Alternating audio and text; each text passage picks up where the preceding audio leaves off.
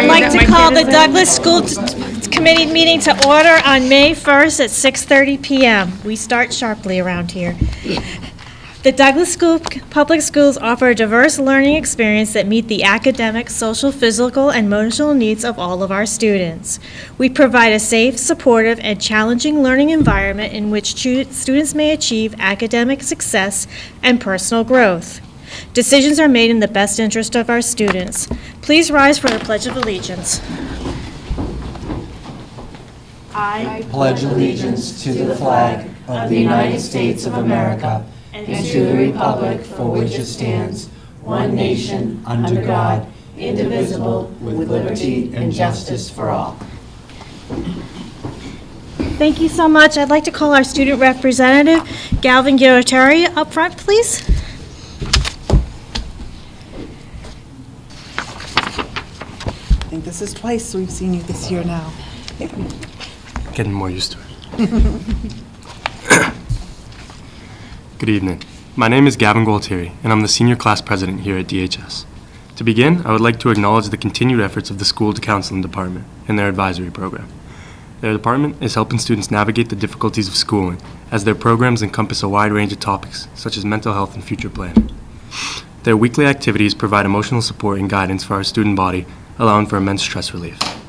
Additionally, their programs are helping to relieve stress while students prepare for the AP exams coming up.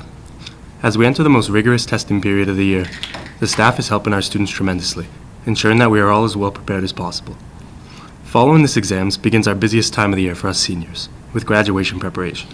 The graduation day set for this year is May 31st, which personally makes me happy that we're not dipping into June at all.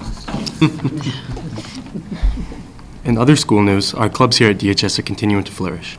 Our DECA program currently has 4 students attending the International Career Development Conference in Anaheim, California.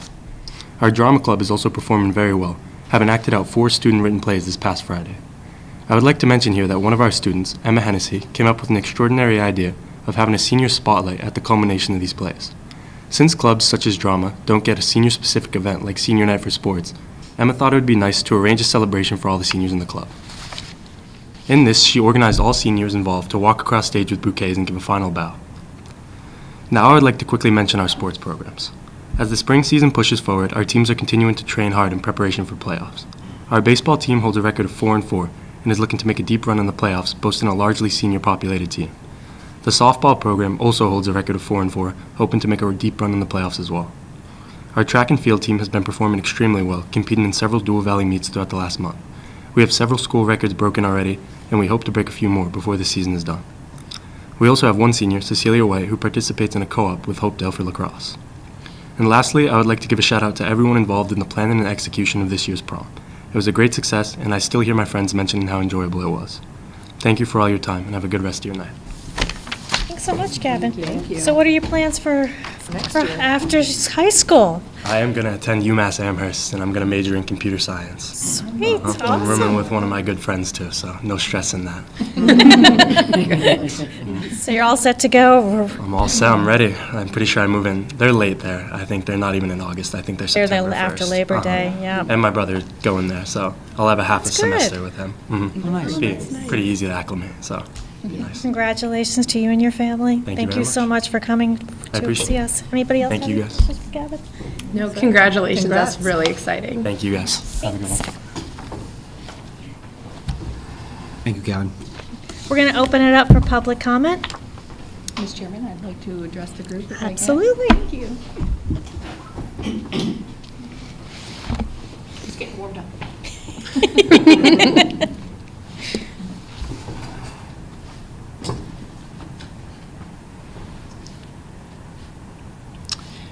As my tenure on this committee comes to a close, I would like to say that I've been truly grateful for this opportunity.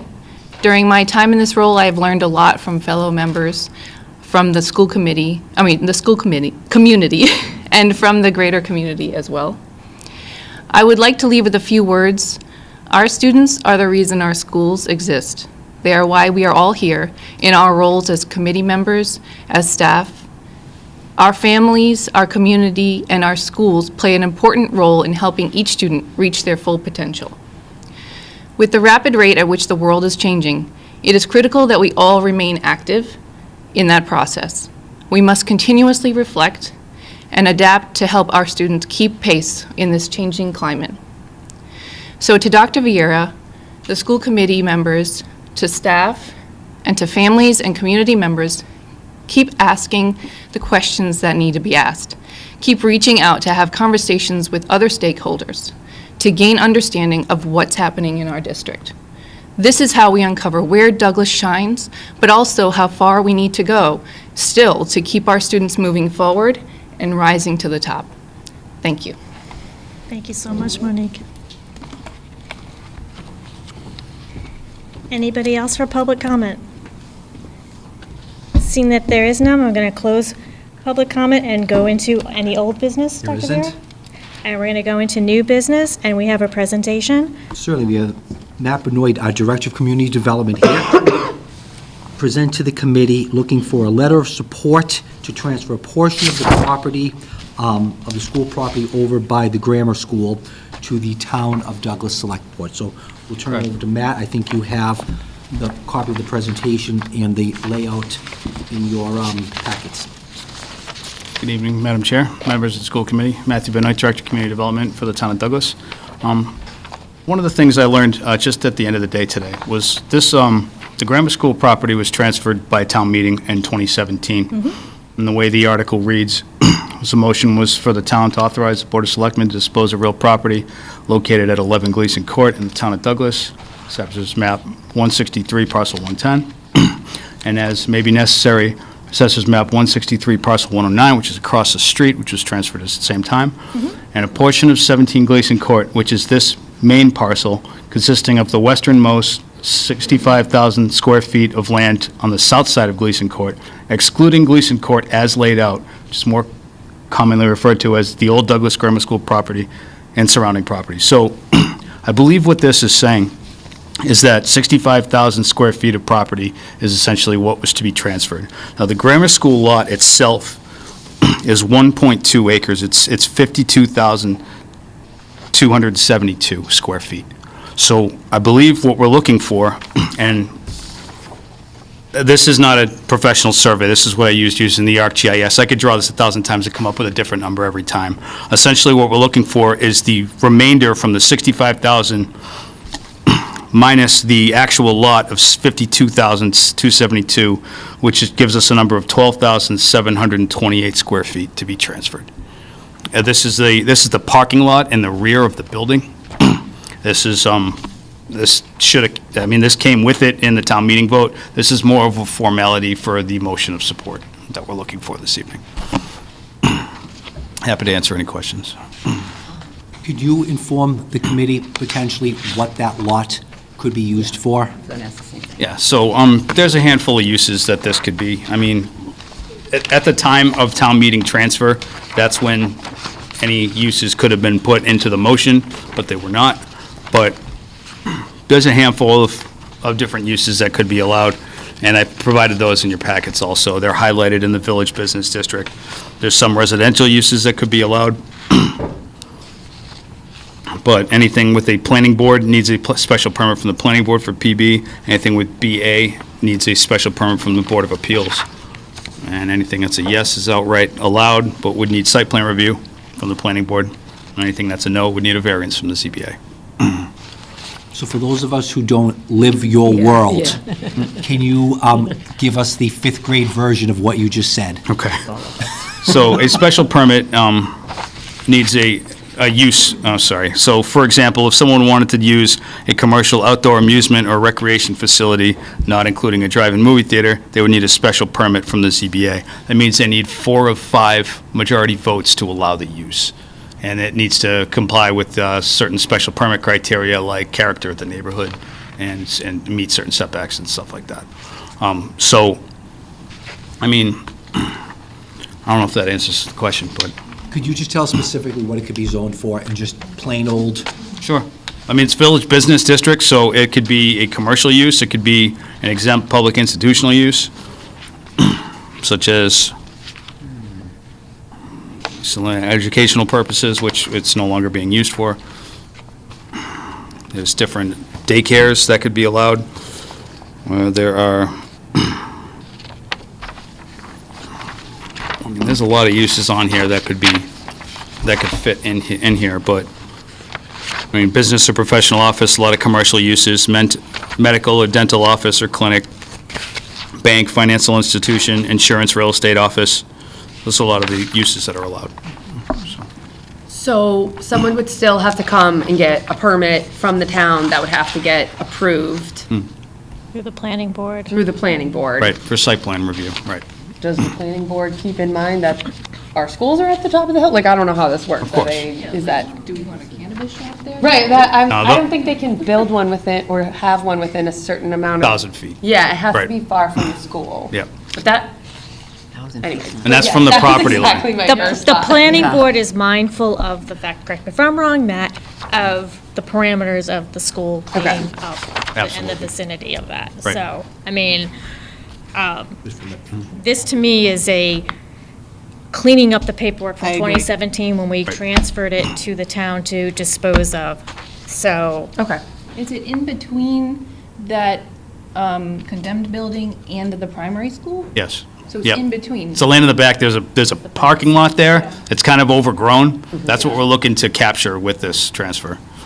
And it also looks like it actually includes the roadway? The original design did, but because the right-of-way, that's what I kind of sent this one out instead. That doesn't include the right-of-way. Okay. The school district doesn't have any concerns about giving up this potential land for anything? All it's doing is it's squaring off the back piece of it to make it a little bit more commercially accessible to a potential buyer. Right. Either way, the town can still sell the property without it being nicely squared off in the back. So we're just making it a little bit more marketable Right. For a building that sat there forever. for a building that's sat there forever, which they could build anything on It's a anyways. condemned building. Just not have that squared off piece in the back. so let's Right. be, it's a condemned building. There's nothing the school can do with it. We've already explored that. The town has explored that too as well. So to me, this just tidies up the book for the opportunity for business revenue to potentially come in to help our tax base. Right. Are there any entities that are interested right now, or we're We've just we've had cleaning it some up? interest, but nothing formal because of this issue. Okay, so we need to clean up this issue then. Yeah. Any other questions? Do we have the language? Or are we going to make that motion later on, correct, with the consent agenda? So Mr. Benoit doesn't have to sit Sit through a here through 3-hour this? meeting, which I'm sure he'd love to do. Of course. Matt's used If to the it on committee doesn't Finance mind moving Committee. it Right. to this part, that would be great. The only amendment that would need to be made is in the total number of square feet. And then, And yes. Courtney has that. So it would be after that, if you have the motion in front of you, Section 15A, that 12,728 square feet plus or minus, we want to make sure we add that as well, Okay. plus or minus. So in the language, instead of the 14,810, it would be what? 12,728 square feet plus or minus. And then it goes on of real property. And that's correct, Matt, that we can use the language, we talked about that, yeah, Yes. right in here, and we're just changing that, okay. Right. You're including plus or minus, or you're taking that? Yes, and we're adding that verbiage, plus or minus, just because, like you said earlier, it can be. Well, is it going to be Yeah. like 2,000 plus? Oh, you'd have to ask. No, the survey, if anything, it could be like But 50 I just feet feel like or the anything like that. technicality of it should be Oh, Well, not. well, actually, I believe they're planning on, you, correct me if I'm wrong, but having a survey after. And in Right. surveys, you can have just a little bit of a difference. So that's why I want to make sure that we put the plus or minus, just so it's, if we put 12,728 exact, we might have to come back again. Right, So, yeah. It should be exact. Is that correct, Matt? yes. Yes, thank you.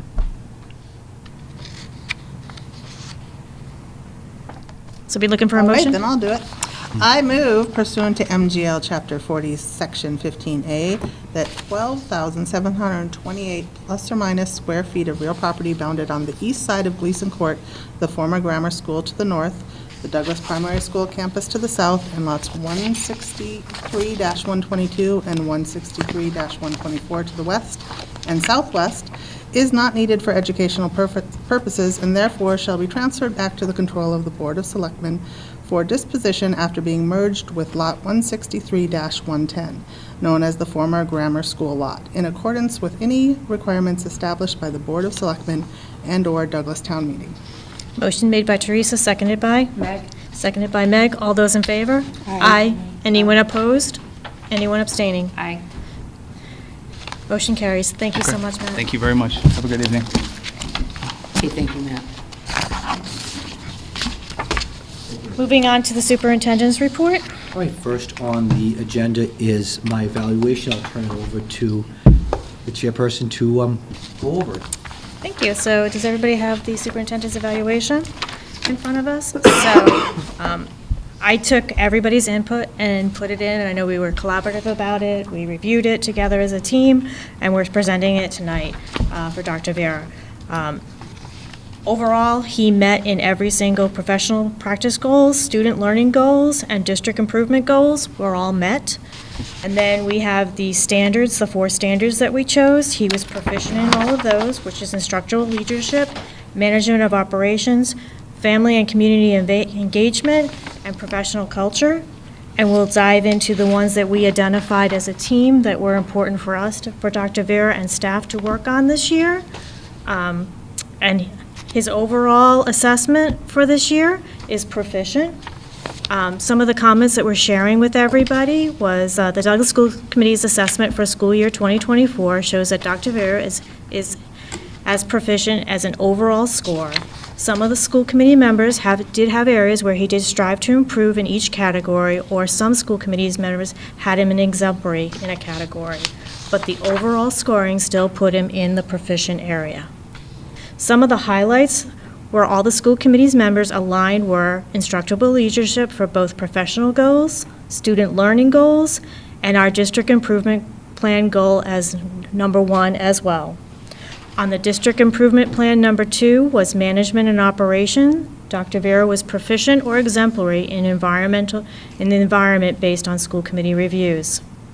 The district next improvement plan number was for number 3 for family and community with a focus on sharing responsibility. Dr. Vera again garnered an overall score of proficient, with one school committee member noted this area needs improvement by trying to further engage families within the community. Finally, the last district's improvement plan number 4 for professional culture did highlight continuous learning as our last goal objective for school year 2024. Most school committee members gave another was a proficient or exemplary, but one did annotate a need of improvement on student scoring and administration working with staff to further growth as an opportunity to explore in the next school year. As we go through, there are more comments, no more comments per se. Again, student learning goal, we had instructional leadership as well as professional practice goals was instructional leadership. You met those goals. The district learning for improvement goal was instructional learning, which was data formed by decision making, which is our SMART goal number 1. You met that. District improvement for management of operations, which is the environment within the schools. You met that. District improvement for number 3 was family and community engagement and sharing responsibility was met. And finally, the district improvement goal of number 4 was the professional culture, which is continuous learning. You met that. Moving on to give you a little bit more areas where we felt as a committee for our overall assessment of being proficient. Data-informed decision-making in the area of strength for Dr. Vera. He has adopted a culture in the district between his administrative team and the staff using data to drive decision-making process. This is demonstrated in a variety of places where efficiency of schedule in the school to anticipate school choice funds to offset budget deficits. Another area was he uses a large variety of data tools to inform the school and district goals, including STAR data, Reading Wonders, CMBS, NWEA, MCAS, attendance, AP testing, formula and summary of teachers' assessments. Another one was in the post-COVID environment. We know that some of our staff and students are still struggling to get caught up. The utilization of STAR data and Reading Wonders has been a great assessment tool to utilize and target key areas for students to focus in on. Really enjoy seeing the teachers and students come to school committee and show the learning progress. That is huge. And that shows like community involvement too as well. Dr. Vera continues to make an important focus this year to guide instruction to maximize student achievement. Further development will hopefully seek to use data to assess students' needs, no matter where the data are differentiate for each student, and to continue to make data collection and analysis more efficient through the further use of STAR. So I think that is a good overall for all of us. Our input was very proficient, and it's kudos to your staff too, is taking it as one of our goals of how do we help our students.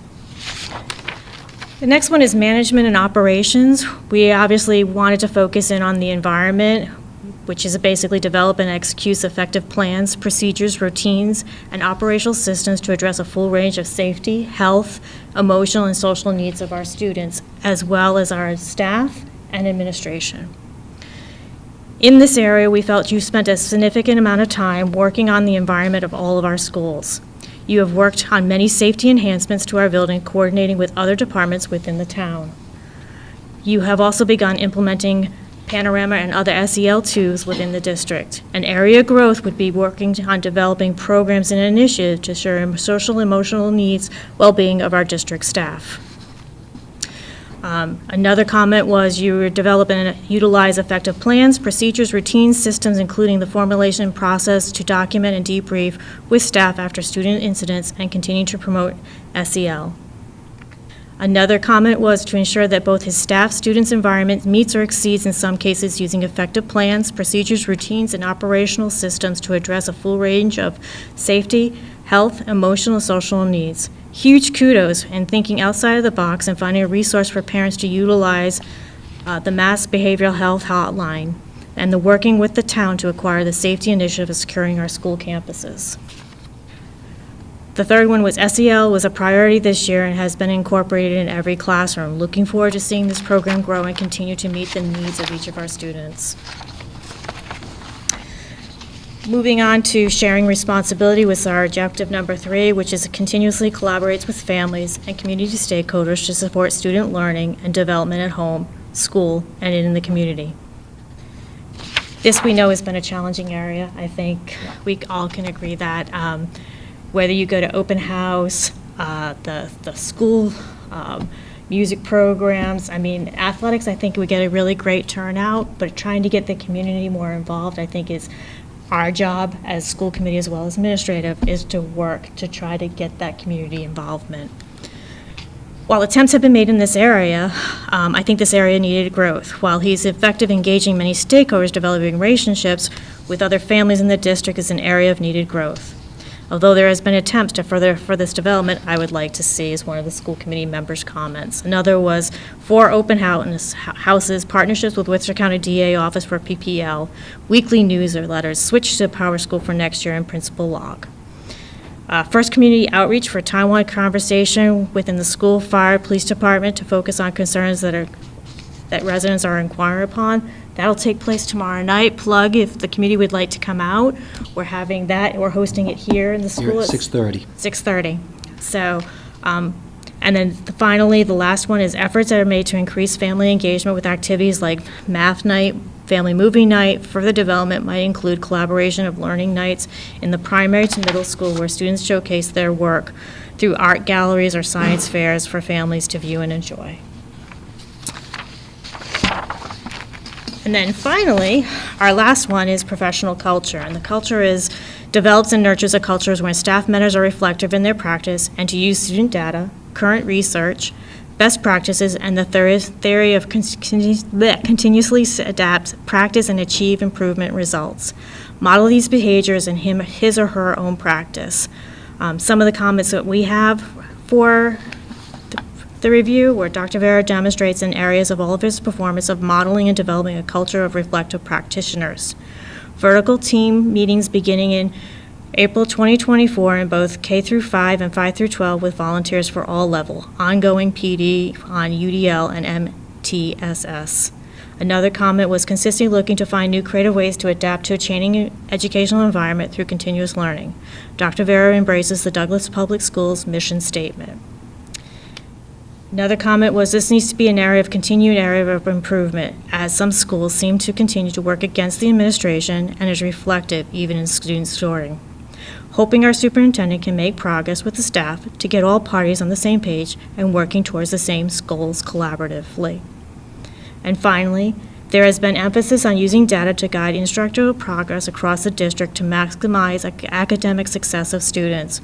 While data is measured and analyzed periodically throughout the year, further development might include fostering a culture where staff looks proactively at ways to improve as part of an everyday routine.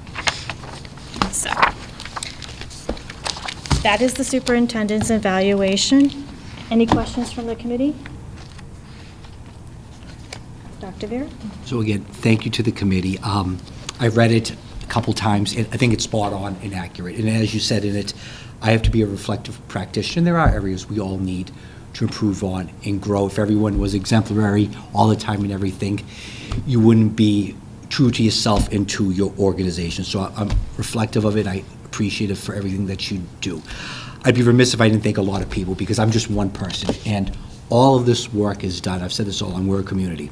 Starts with the bus drivers in the morning, our cafeteria workers, our administrative support staff, our administrative assistants, our teachers, our principals, our directors, everyone involved with the Douglas Public Schools, because I can set the mission and the vision, but I'm not the one in the trenches every day doing the actual work. So I'm grateful that we have a great team, great support staff, great families, and great kids behind us to put a lot of this into place. So again, I've always said I'm grateful for the committee I have, for your support, allowing us to take risks and giving us the ability to have some flexibility with those risks. But a lot of this is, you know, it's the vision that we set and we look forward to, but the hard work comes from everyone within the district to bring it to fruition. So I'm thankful to all of them as well. Yes. All right. All right. We are going to table, much to everyone's chagrin, handbook changes across the 4 buildings for our next meeting. And the rest is all some good stuff. So I received an email. We'll have Ms. Sullivan come up. Just you? Will you just Ms. Sullivan come on up? And she came up with an idea of coming up with a Peer Buddies program for our elementary and middle school students. So I'll turn it over to Jackie to kind of give a little overview. This is like fresh off the press. Thank you for having me. So yes, I'm the Dean of Students at the elementary school and the middle school. And we are going to be starting a program at the middle school in collaboration with the elementary school called Peer Buddies. It's a mentoring program where our middle school students will be partnered with some elementary school students, and we'll be working with them daily. So just to give you a little bit of background history as to why I wanted to start this program. So when I was hired here in Douglas during my interview, it had come up, a conversation had come up about mentoring programs. It's something that's very meaningful to me. It's near and dear to my heart. So it had been brought up. I had asked if there was a current mentoring program in place. And it was always in the back of my mind that I wanted to try to start something here in Douglas. So with the help of Bob and Ken, I threw some ideas out there, and Peer Buddies was created. So what's going to happen is I had reached out to some of the staff members at the middle school.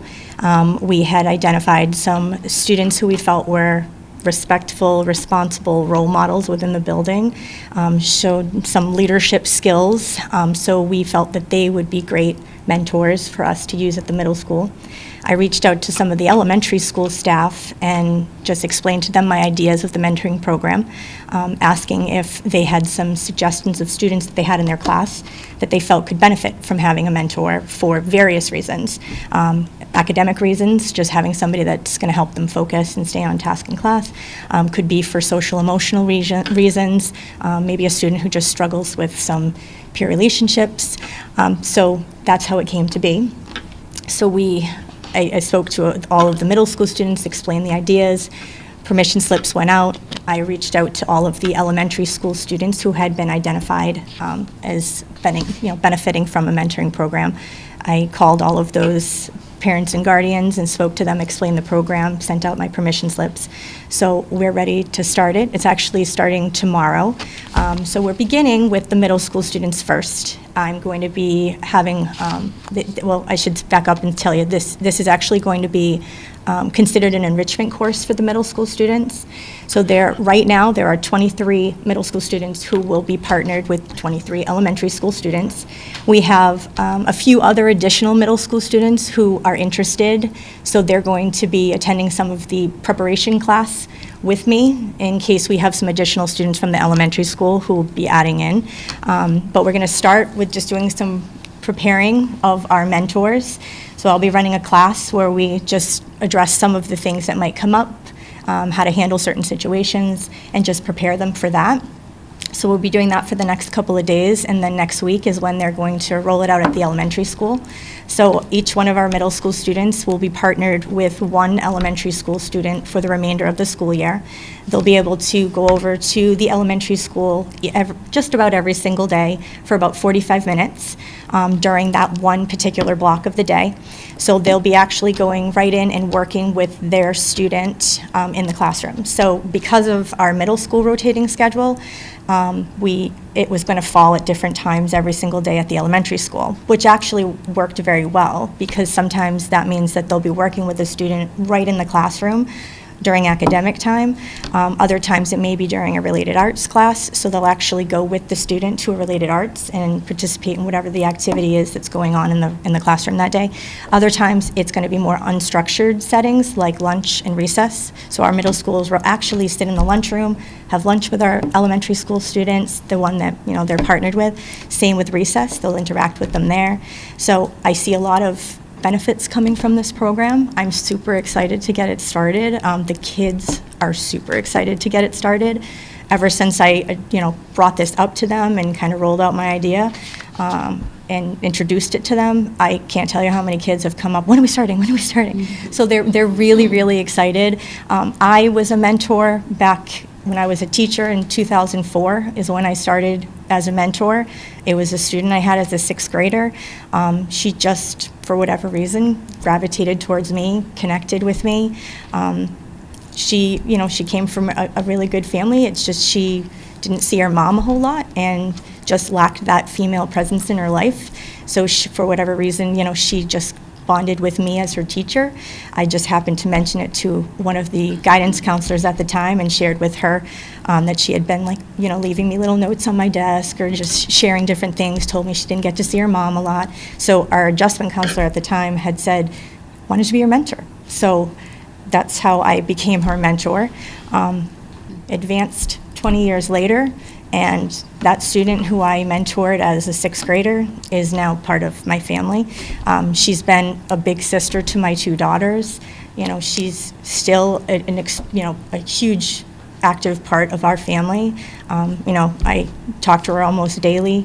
She comes and spends holidays with us. So I see the benefits that a mentoring program can create and form, the relationships that can be formed. So I know it's a little different because I was an adult partnered with a student, but this is something that I was really passionate about, and I thought, this I think we can make work with our students, and a lot of our elementary school students thrive with the interactions with the older students. So I really see a lot of good things coming from this, and I'm very excited about it. So yeah.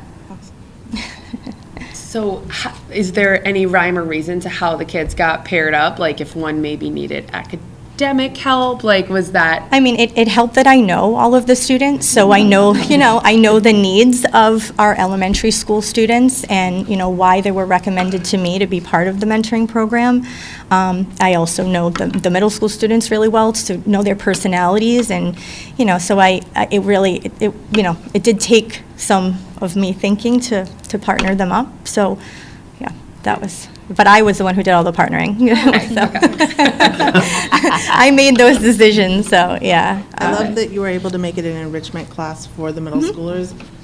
That way they're not missing anything. and Exactly. It gives them that time. I think that was Yep. great. And it also, just as a bonus, it helped us reduce the class sizes during that one particular block of the day. So that helped. That was that was just the added bonus, so. No, but I think that's a great enrichment class for them Yes, to get to yes, have me that too. experience. Yeah.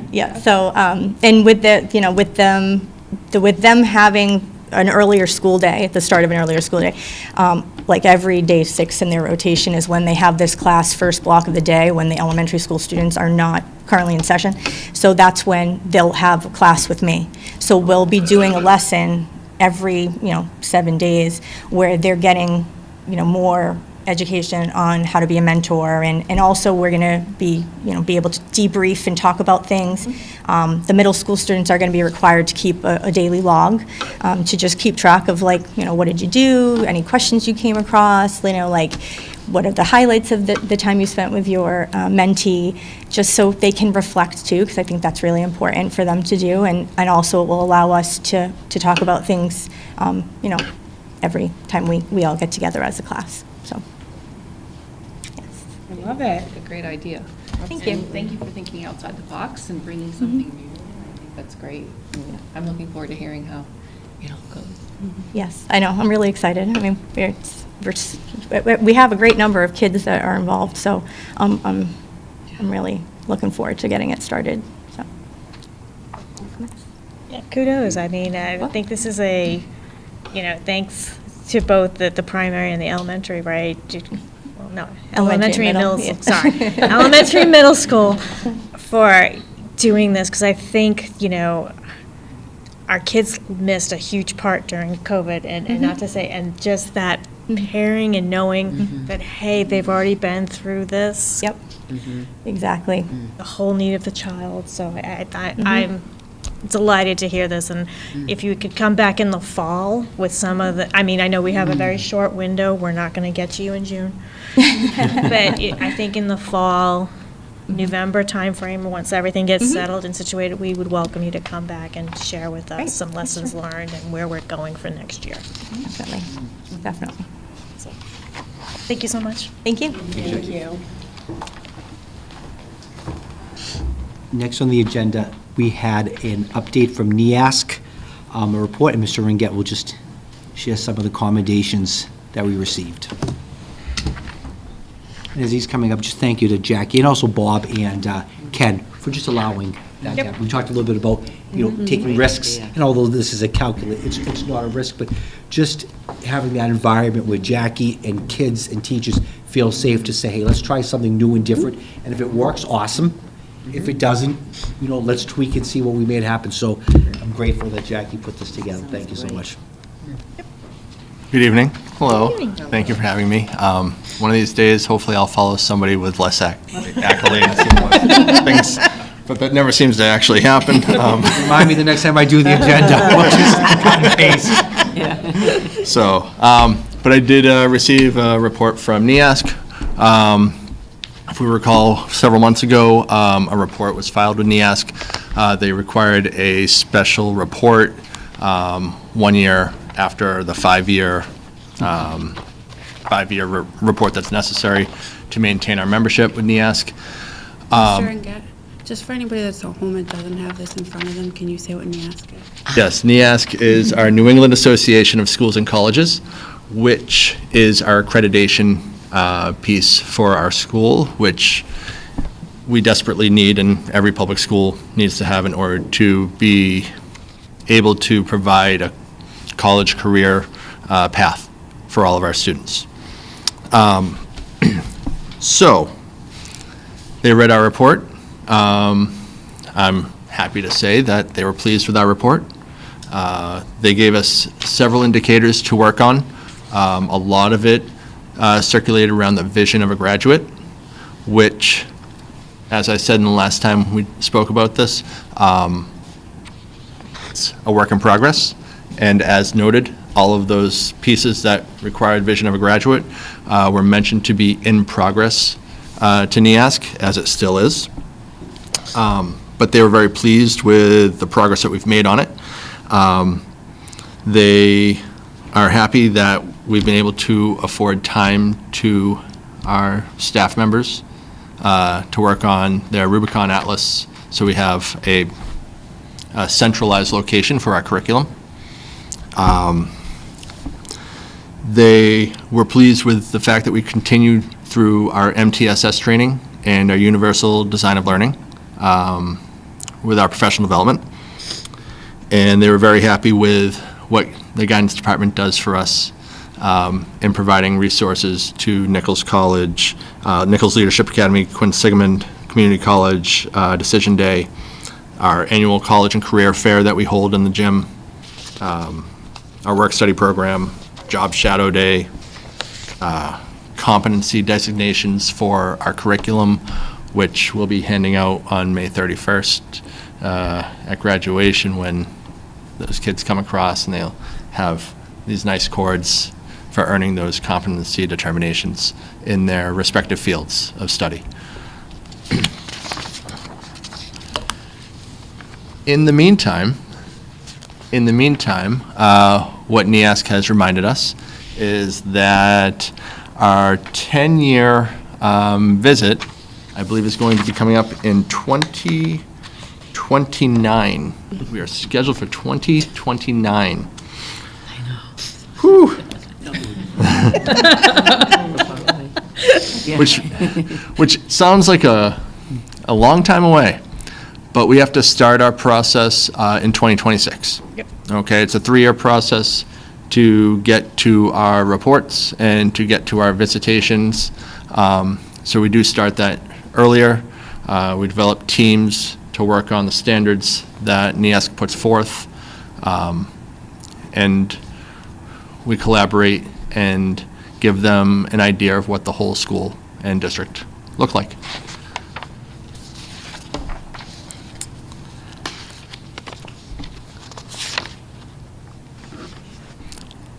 As of this time, they did provide me with the updated standards, so we can start looking at those things. We can start pre-planning, if you will. I know it's several years out. We are 5 years away technically as of right now. But they did provide standards that they will be assessing us on when they do come and do their visit in 2029. And we'll do some pre-planning on those. That's what's in this last page, is notes that they gave you on things that they're looking at. So what they gave us on this last page is that they just want to make sure that we make sure I have a vision of a graduate, continue with that. They make sure that we maintain looking at their updated standards, and that we push forward into our review of our next visit.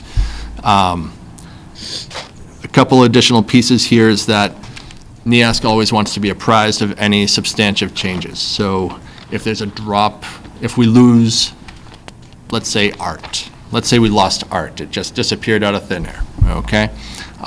We would have to report something like that. Someone didn't like that idea. Clearly. I'll put that in the universe. But we would have to report any substantive changes such as that if we lost an art curriculum, or if we lost music, or if we lost our cooking classes, or if we lost, things of that nature. They like gains, and they don't necessarily need reports on gains. They do need reports on losses. So. Is there anything on this list in the next several years that is of concern to you? Nothing immediate actually really came to mind, because we're progressing with our vision of graduate. We're through our vertical teams and our own individual dives in our departments through common planning and other things. We are actually working through our curriculum to make sure that it's in line with standards and that it's updated on Rubicon Atlas, and that we have a nice singular area to find it all in a nice format that everything kind of follows. So there's nothing here that I looked at and was like, oh. So I took this report as a very good report. I was very pleased with the fact that they didn't say in this report that we need to continuously report on anything, but they do want us to continue to progress on, certain pieces, such as the vision of a graduate. They want us to go from in progress to completed, essentially.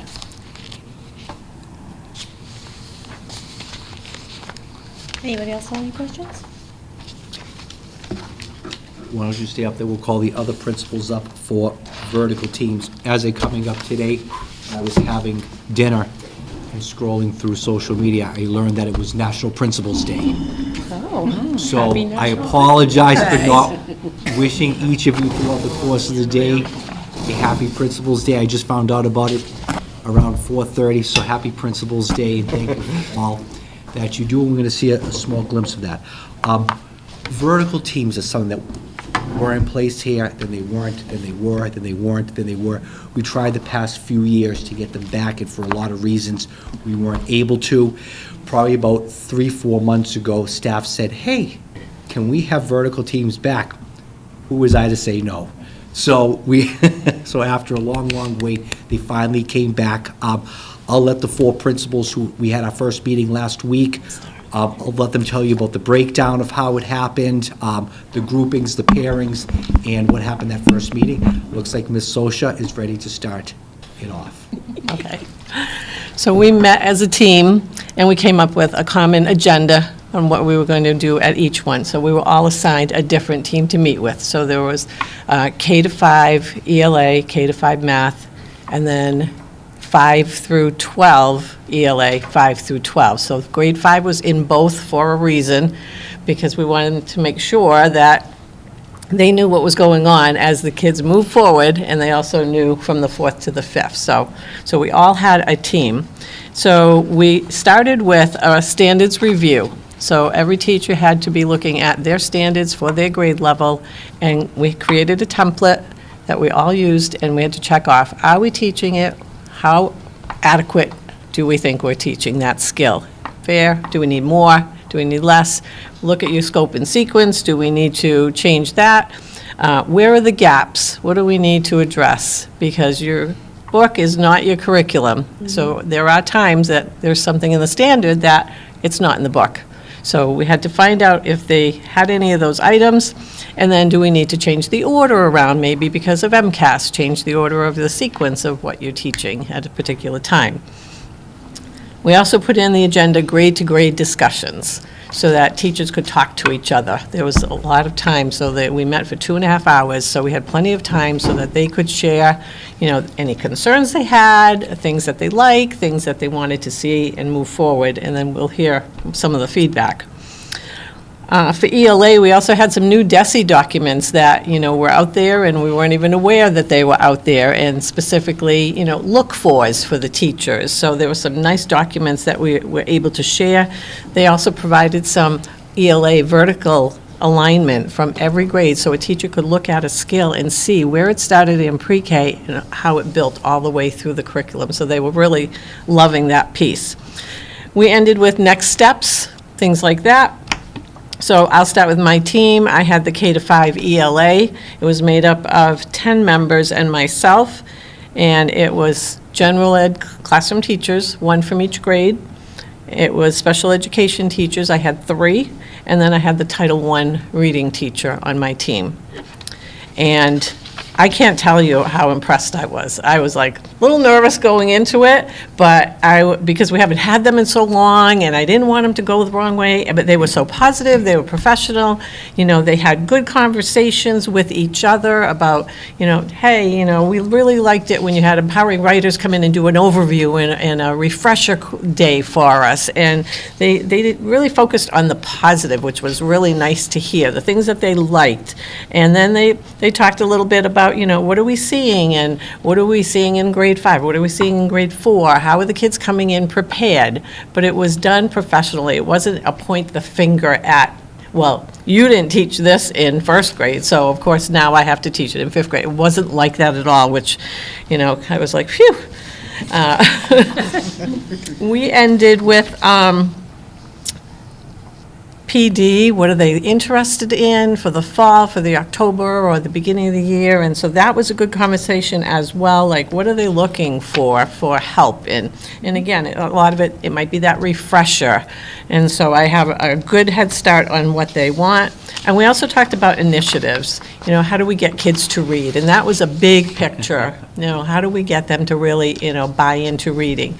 Some of your older kids, we don't like to read, when we've heard that with math too, we don't like that. So we talked about initiatives. One grade does Battle of the Books, and I said, we do a lot of initiatives for ST Math, but we don't do as many for ELA. So it kind of got us thinking, how can we, push that a little bit more? Because if kids are engaged in it, there's that UDL engagement piece. If they're engaged and they're motivated, they're going to read more. So we have our book machines at our 2 schools, so that's motivating. We did do an author week, which was nice, so we have some more ideas coming our way that we're really going to entice our kids to want to read. And Is that private, or is that public yet? Oh, it's okay. Oh, it's okay, It's all right. So we're working on, like the library, the town library, the kids can go and read to a dog. Well, we're going to read to Finn. Yep. And we're going to start it this year in my building, and this is the end of the year, and figure it out. I have 2 teachers that are going to spearhead it and figure out how is it going to work. I've already cleared it with Finn, Officer Brett, they're all good. So we have his glasses on, he's all set to go with his book. So Those who can't see it, what does it say on the top? reading is fantastic. So it was great. I mean, we talked about, Guys us made a mistake talking. letting her go first. There you go, there was a reason for that. We also talked about the data and things like, and they want to know more about that too, and can we talk about that in vertical team meetings? And I said, absolutely. It would be nice to be able to sit as a team in a small group like that and talk about it. So I thought it was really beneficial. It was an enjoyable 2.5 hours. It went by like nothing. Any questions for me before? We'll go to Bob to finish the ELA, but go ahead, any questions for Ms. Sosha? You want to read? I want I know, I want to read to Finn.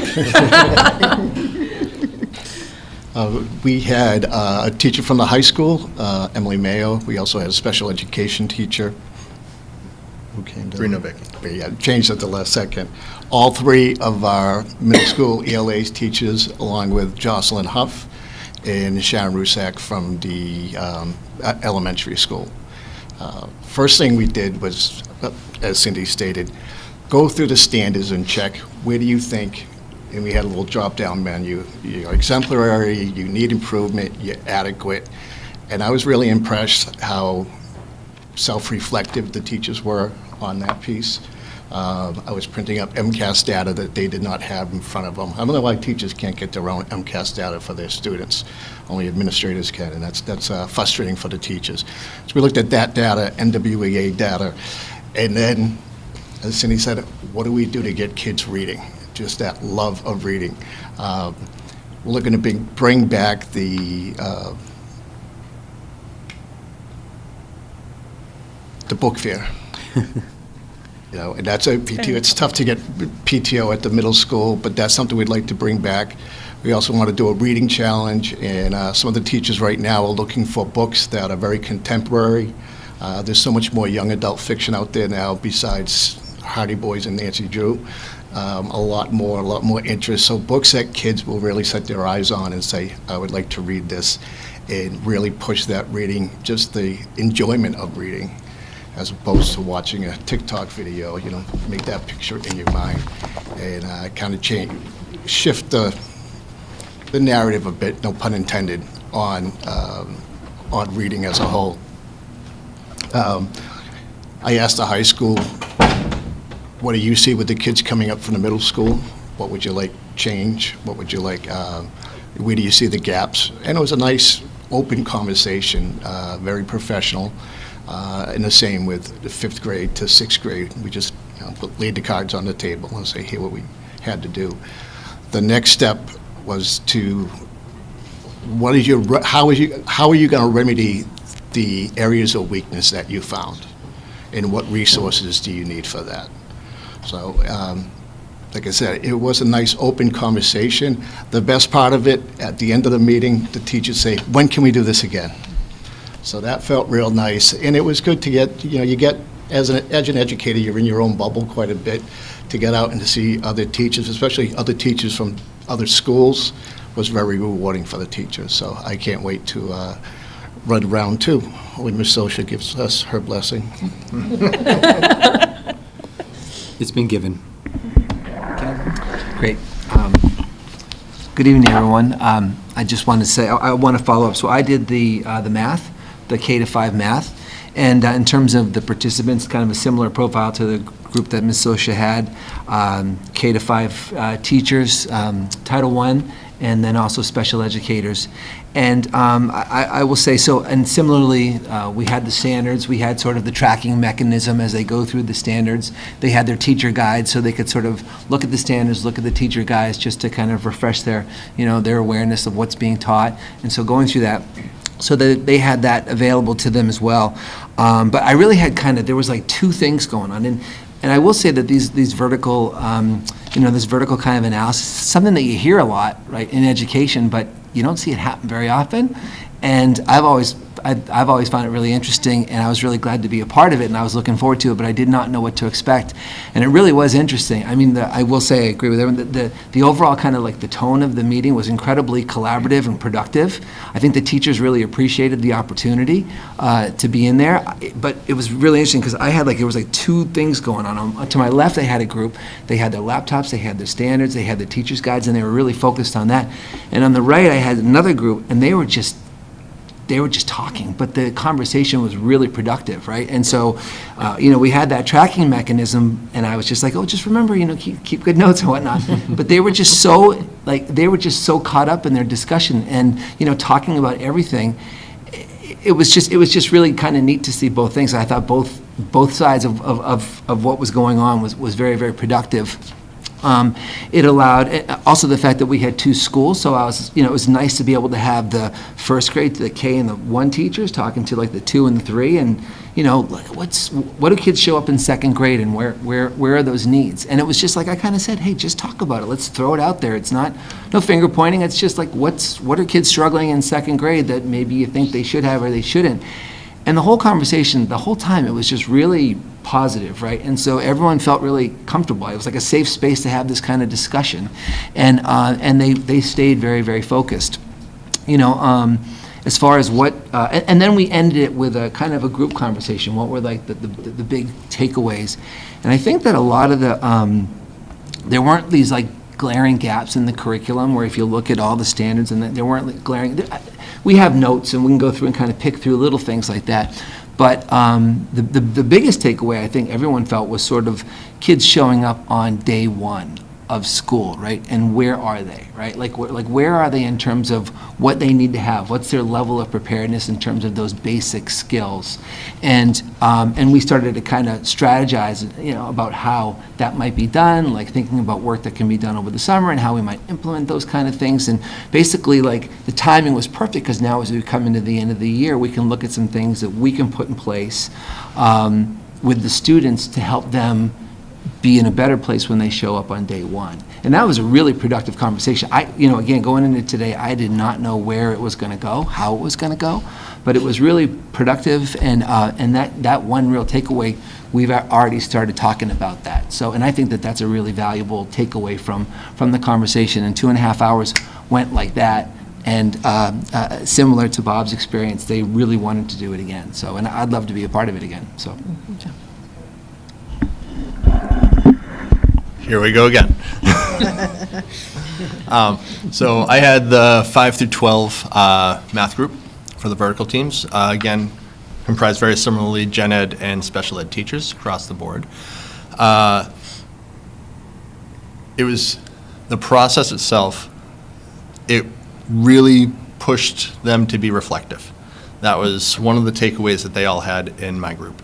They looked through it, they were like, oh my God, here's a standard, we have to supplement this, or this standard we kind of gets taken care of in a science class, or this standard gets taken care of, here and here and here. So they got to see where maybe some of the disconnect may have been in different places.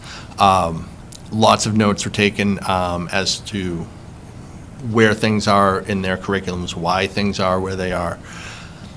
One of the great things that kind of comes out of that is when they do get to talk and they get to say, well, when the high school teacher is saying, I have to review with the students exactly what a square root is or what an absolute value is and go through the minutiae of that, even though they may have seen it in 6th or 7th grade, you know, we found that just because a standard may have been introduced, it may not have been retained. We had a lot of discussion about spiral assessments, where the assessments become more cumulative versus just whatever we're talking about within the last few days. We had a lot of discussion about doing it again, just like the rest of the group, and continuing down the path. My group got heavily involved in discussions about things like that, where we actually ran out of time on certain things, and the timekeeper wasn't very good that day. I'll just say that. I won't mention who it was, but it wasn't. But he didn't do a good job.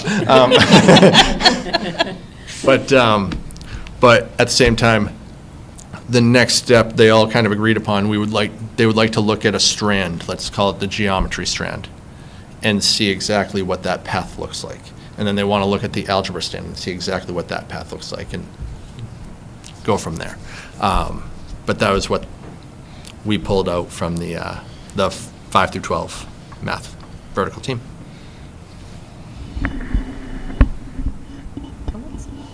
I think it's really great. I know we've been talking about it for a really long time, and for some reason it wasn't a possibility, so I'm really glad that it's moving forward and, you know, helps you guys, helps your teachers to really fine-tune where they can make some tweaks, you know, or where they can start something earlier, maybe just to get kids to see it for a first time, and maybe by the time they get to the next grade is when they really dive into it, and I think that can be helpful for them, so thank you for the work that you've done. I appreciate that. I have a lot of questions, I'm sorry. Will these teams now kind of like distribute the information to the rest of the grade level? Is that kind of the plan? And then it sounds like everyone wanted to meet again, so do we have a time when everyone gets to meet again? Is it this year, or would it be like next year? Do we have one more this year? We didn't plan anything. You plan no. one? Okay. No. But they will be sharing. So each grade level teacher will go back and share at common planning time with their grade level, and your departments would share that way. We'll be addressing some of the things ourselves at staff meetings. We really want to keep, vertical teams should always be in existence, but you got to strike that balance between not having it too many times in a year where people get saturated with it, and striking that balance. So I think when we looked, it's coming back to me now, where May's insane with MCAS, field days, graduations, proms, MCAS, star assessment, field trips, and all that stuff. We didn't want to pull people out too close to the end, and we know what happens after Memorial Day with a lot of things. So it looks like we have a good benchmark. It'd be great if we could do this 3, 4, 5 times next year, but I'm happy that teachers are excited about it. I'm happy that we got some good fodder. We can use a lot of this to build what we're going to do at the beginning of the school year, although a lot of that's already taken up, but for our PD days and for our staff meetings going forward. Yeah.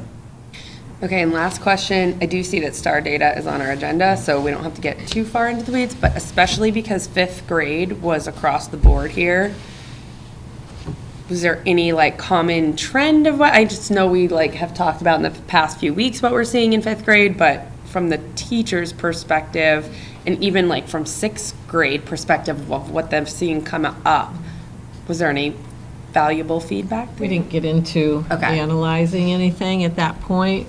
They just asked if, you know, at some point we could talk more about data at the next, future meetings. Okay. But I will say that there wasn't any, in terms of the 5th grade math in particular, there wasn't like a noticeable gap of skills or concepts that were missing from our curriculum as opposed to the standard. So that would have been this aha moment, but that it seemed like things were, for the most part, were aligned. Okay, that's good. Yeah, we had a question from the high school, why don't the kids know this by this point? And, you know, the middle school, well, I taught them that, and I brought up a story, because I taught 7th, 8th, and 11th grade ELA, and in 11th grade, I'd have the same students as 7th and 8th, and like, we were never taught adverbs. I know. I was your teacher. I can see that memory loss can be convenient at times for the students. So, like, no, we cover that to death. And that's probably why spiral assessments came up in my vertical team. I love that. meeting, so it's not a bad way to go.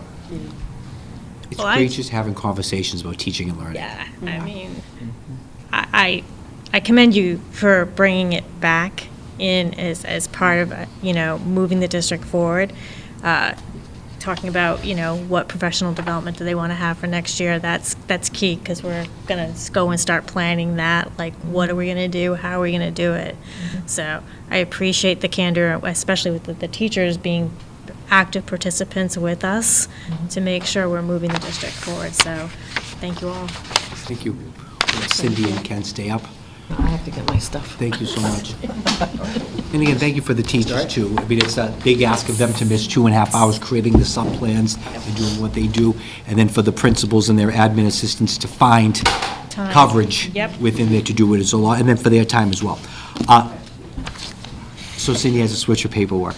So we've talked a lot about using STAR assessment, and I'll come back and say it's one data point, and we're not married, and I don't have stock in STAR. A lot of people say, what's your obsession with STAR?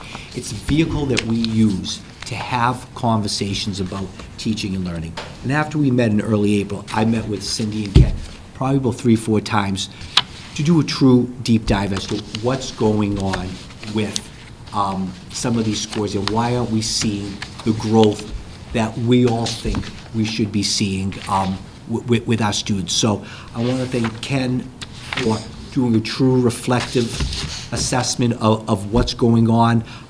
He'll talk a little bit about it. Cindy's been a great help to all of us in just navigating those conversations and having, she'll talk a little bit about what's in the primary, but just to frame that, Ken's going to go first this time, so Cindy goes second, but I'll turn it over to Ken. Thank you.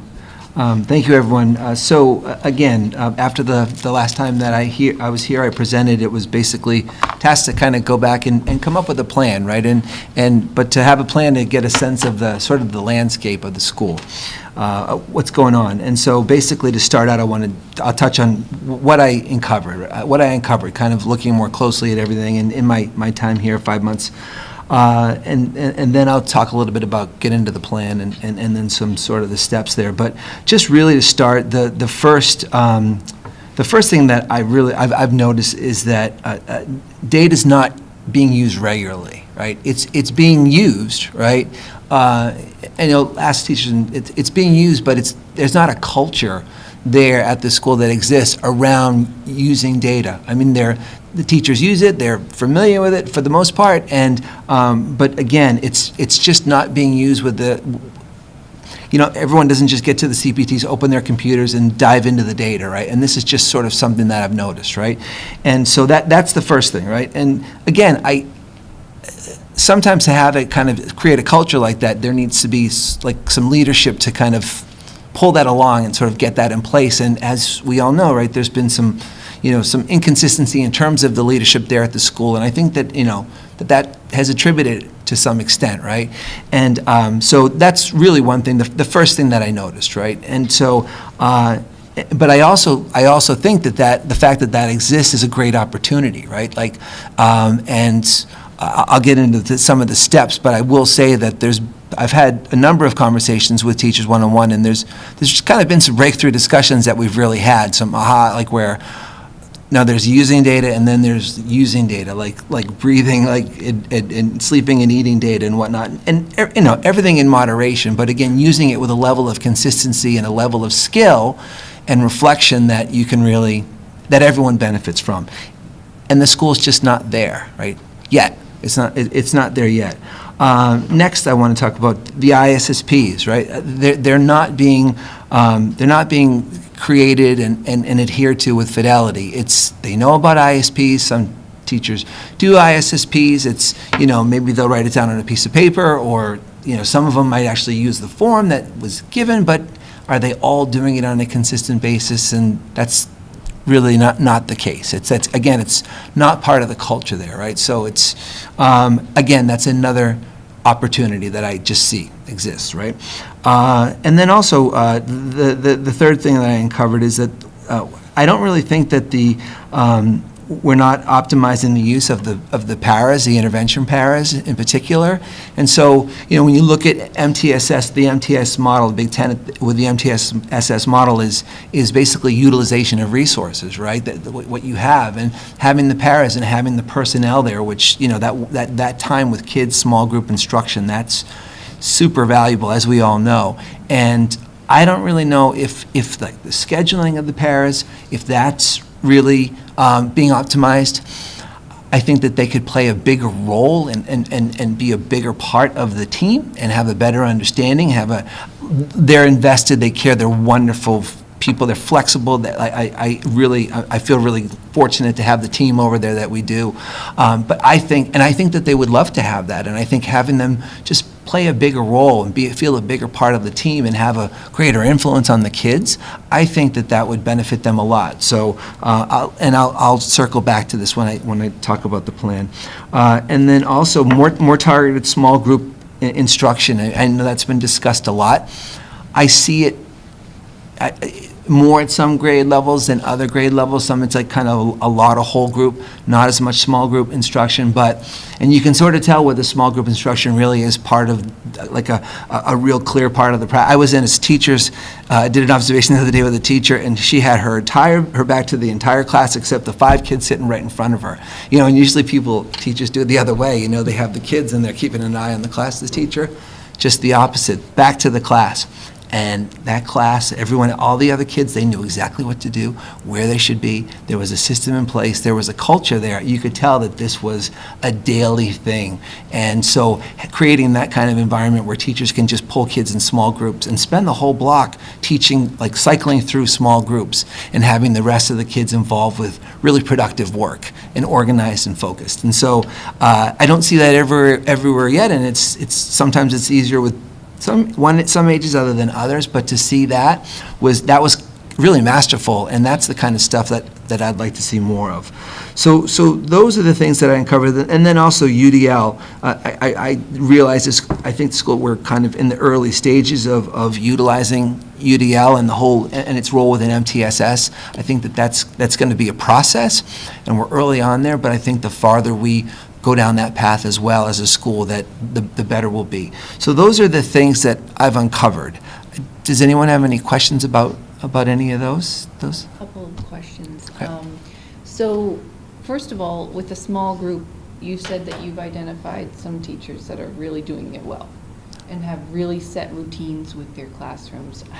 Is there some thought to have like some mentoring with these? There's definitely an opportunity for that to take place. Absolutely. So some observations, right? Having teachers go and do observations. And I will say, I'm not at all grade levels it's being done, right? But just to a greater degree, again, having it be part of a classroom culture, right? In some classrooms, it's a regular part of the culture. In other classrooms, it happens, but maybe it's like there's like small groups being pulled out or whatnot, right? But the more that you can make that happen in a classroom, the better kids will be. So to have some observations, have some teachers go and see how it works in other classrooms, I think that there'd be a great benefit to that.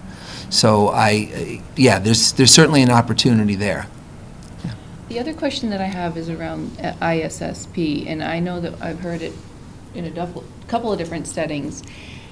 Can you explain to me like what that is? Like sometimes I feel like that's something every kid gets, and then sometimes I wonder if it's just some kids with higher needs get an ISSP. Can you explain that a little bit more? Sure.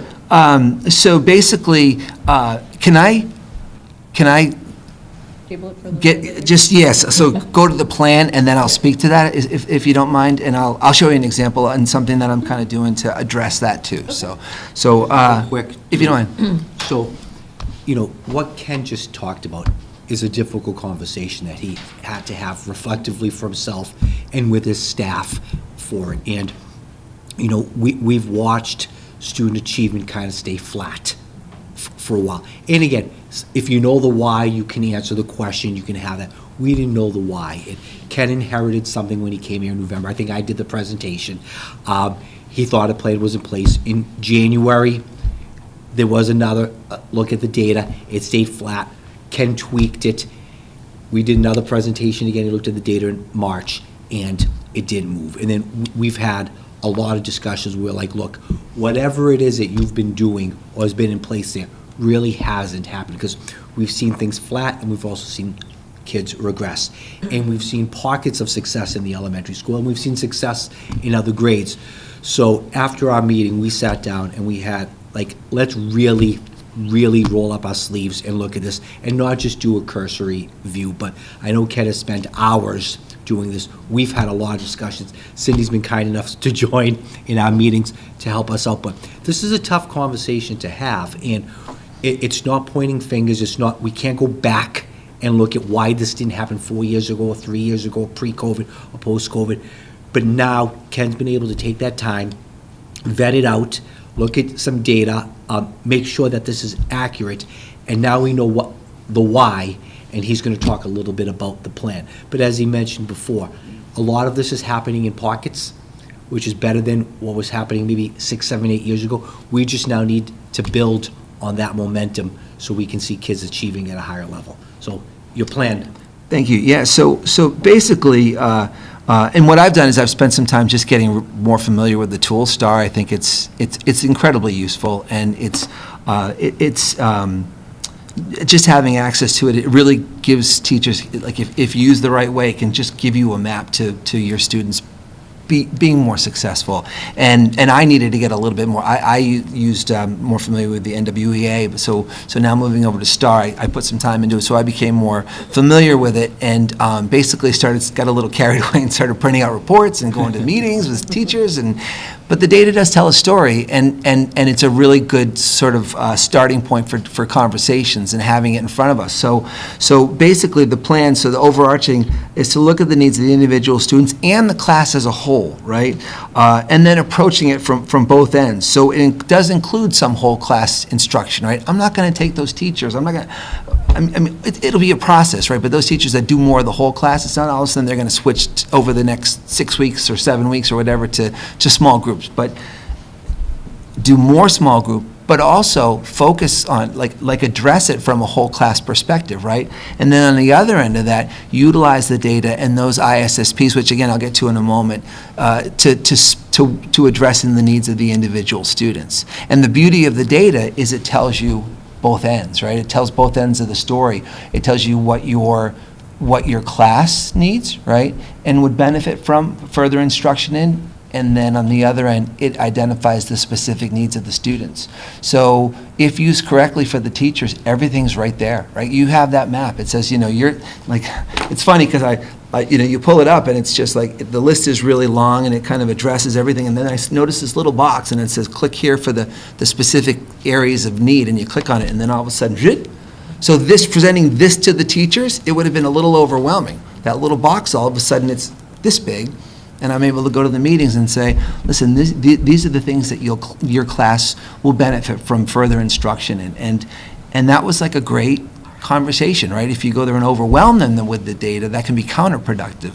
But the way that it was presented was really, it was easy for them to digest. It led to some good discussions and more openness to, okay, yeah, let's do this. And so it's just, we're having much better conversations around it and greater degree of interest, and with that comes application. So anyway, though, so again, it's sort of approaching it from both sides. So next, as far as some actionable goals and strategies, right? First and foremost, an administrative presence, right? Like when it comes to like what's the first step in all this really working and coming together? I trust the teachers. They care a lot. They adore the kids. They're very committed. They're very professional, right? But I do think it would be beneficial for myself to be there as often as I can to help facilitate those conversations, right? But also I'm a teacher, right? You can take the teacher out of the classroom, but I'm still a teacher at the end of the day, and I can look at this data, and I have familiarity with the curriculum as well. I was a classroom teacher, I was a special education teacher, and be a part of those discussions and just be another team member there that's rolling up their sleeves and looking at the data, but also to help kind of facilitate these conversations. And I like it. And we've started doing that. I've started doing this with some of the teams. And when you're an administrator, you kind of miss some of the things about teaching, right? And so to be able to be back with a group of teachers and looking at ways to support kids in curriculum, it's refreshing and it's nice. And so doing that throughout the rest of this year and then looking ahead to next year. So just having someone there to kind of be a leadership presence, but another member of the team. And then also increased accountability, right? So conducting one-to-one meetings. So I've started having individual meetings with teachers. I gave them these packets as teams, the CPT, but now what I've been doing is having teachers come to me and we're having just these individual conversations which have been very eye-opening and really, really productive, you know? And so just having these conversations around the data, which these conversations can go in all kinds of directions, but they've been really productive. And just trying to, you know, increase the buy-in, get their feedback on what their needs are, and just sort of start that, just building the relationship so it's more of a collaboration. Sometimes when you're a CPT, it's like, there's the teacher, I'm the principal. It can be awkward sometimes or whatever, but when you have these one-on-one conversations and start, you know, that's relationship building. And then when I go into these CPT meetings, it's like, hey, everyone, you know, great, let's pick this up, right? So, and telling them really specifically about the things that I've uncovered, and also just I've been very candid, you know, like what I want to know that if I'm not at the meeting, that when I get there, you guys are all, you have your laptops open, you're looking at the data, you're diving into it, and I don't need to be there.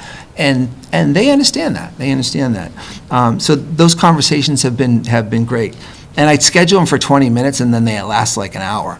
And so it's, but they're good conversations. And then having them developing consistency with the creation of the ISSPs, with fidelity and their implementation.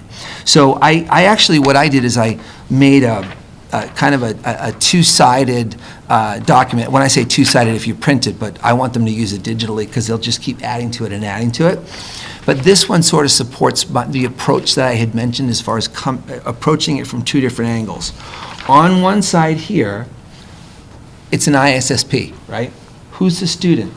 What's the skill or concept that they need, right? Specifically, right?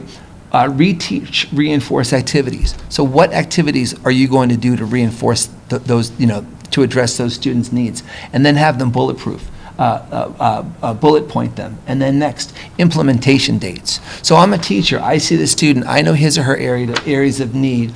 I'm going to put it here. I'm going to put down the different strategies that I'm going to use to meet the needs of that student. And then I will identify the implementation dates. So I will have, this will be a living document, right? So every time I go back, I'll look and I'll see what the student is, and I'll see, you know, if I neglected to do that reinforcing activity, I will make sure that I do that. I'll add that date.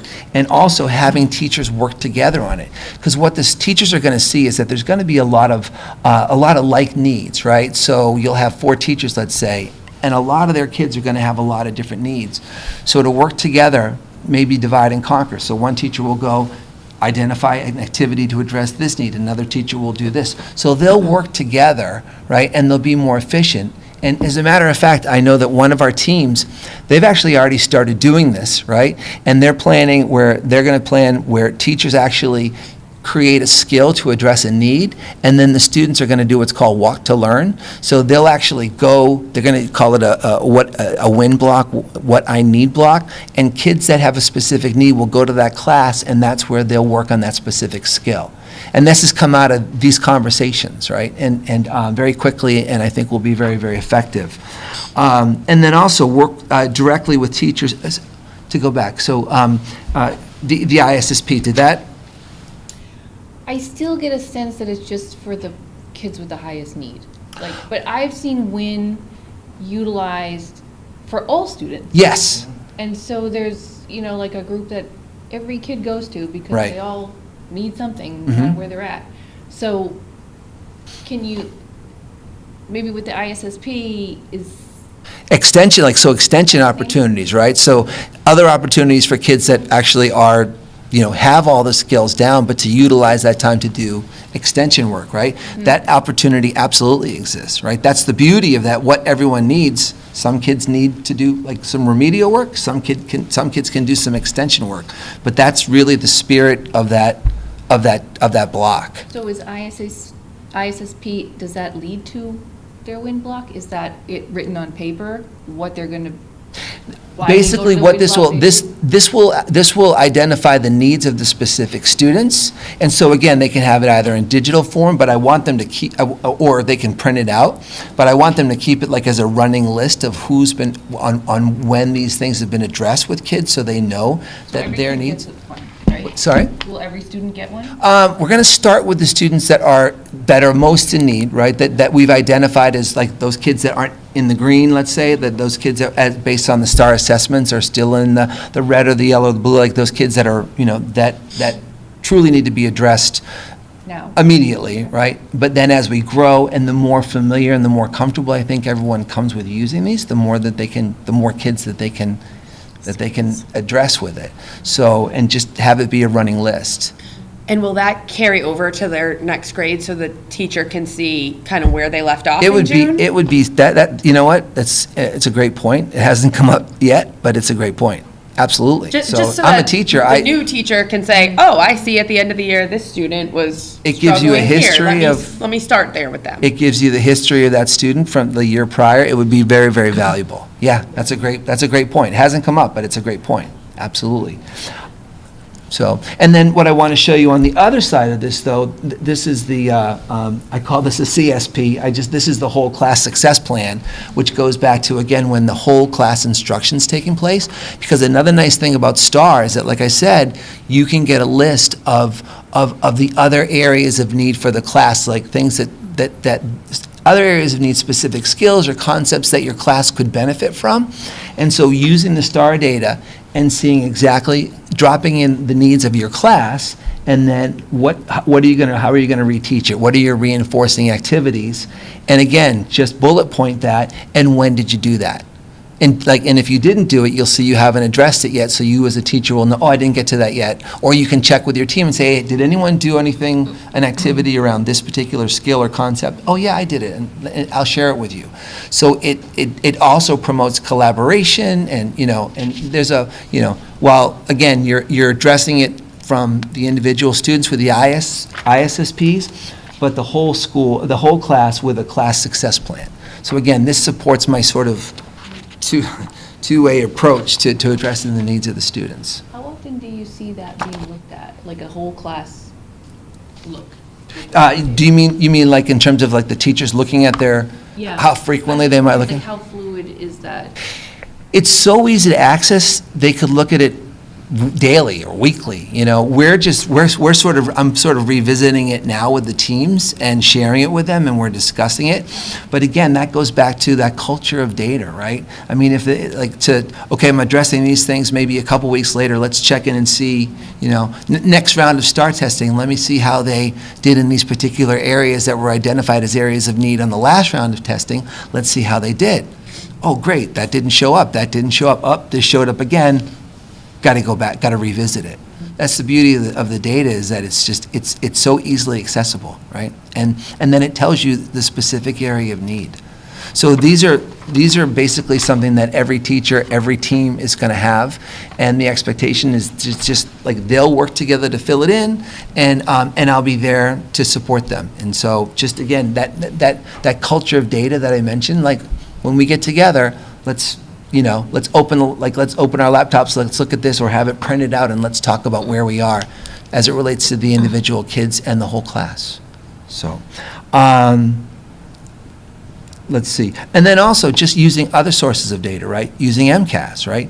Using exit tickets with kids, okay? At the end of a lesson, have the kids, like just those little informal ones, right? Where you can see, are kids getting it, right? And just, again, having a more informed practice. Did I hear you say earlier that they don't have access to MCAS, or is it just certain data that teachers themselves cannot access? Is that what I heard you say earlier? Yeah. We can, teachers can access, actually, they can do, they can see some item analysis, right? So that's available to teachers. So you can see if there's a particular standard that the students, you can see how they did on a particular standard, and you can utilize that as, you can shore up a standard if the year prior, let's say, it's like the testing identified an area that they didn't perform as well on. As the teacher, you can kind of look, you can reflect on your practice, on the curriculum. How do I teach that concept? We didn't really do so well. And then the year that you're in, you can then address that area where where your students didn't perform as well the year prior. So it's just another source of data, right? Starting with the STAR, but then moving on to other sources, right? And then, let's see, so just next year, again, our CPTs will restructure them, and we'll have specific focus areas. So this week, we're going to focus on data. So teachers will show up, having a plan in place. This week, we're focusing on the math data. Next week, when they show up, we're going to focus on ELA. And everyone knows when this meeting's over, we'll have a plan. We'll have we'll focus on ELA, and then when we all leave, we all know what we're going to do, right? So that doesn't really exist. I haven't seen that as well. That's kind of something else. As they come, they meet, they'll talk about some things. But this way, we'll have a real focus, right? Someone suggested today, one of the teachers, when we were having this conversation, was like, well, maybe we can have like a theme, like themes, way we can figure out how to weave curriculum in different ways, or introduce it in different ways, and just projects or things like that. Just getting really creative with the curriculum. So, but again, that would be having them go into the meeting with a focus, and that's another thing that I uncovered that hasn't really existed, and I'd like to have that be in place too. And then going back to the resources, like looking at the schedules of the paras, right? Are they being properly utilized? Are we optimizing that resource, right? Are they being trained properly? Are they part of our conversations? Are they part of the CPTs? Do they know what the kids' needs are? And having them in those conversations as well, so they have a better understanding of the students. And then also just looking more closely at the curriculum. Wonders has a ton of resources, and I don't know if it's really optimized. So spending more time looking at the curriculum and see what other intervention supports exist within the curriculum that we have, right? Sometimes it's like, oh, well, how am I going to do that? How am I going to do that? Well, maybe if we look a little, maybe that's right in the curriculum, and we need to look a little deeper. So these are all things that we could do, and then also I had mentioned power blocks for next year where they're dedicated intervention blocks. And that would be something that we are already looking at the schedule next year, that we're incorporating into the draft of the schedule, and we really hope to be able to incorporate that. So that was a lot. I'm sorry. It was, does anyone have any questions? I just am very appreciative of how you jumped in and just dived in to really look to see, what is going on, very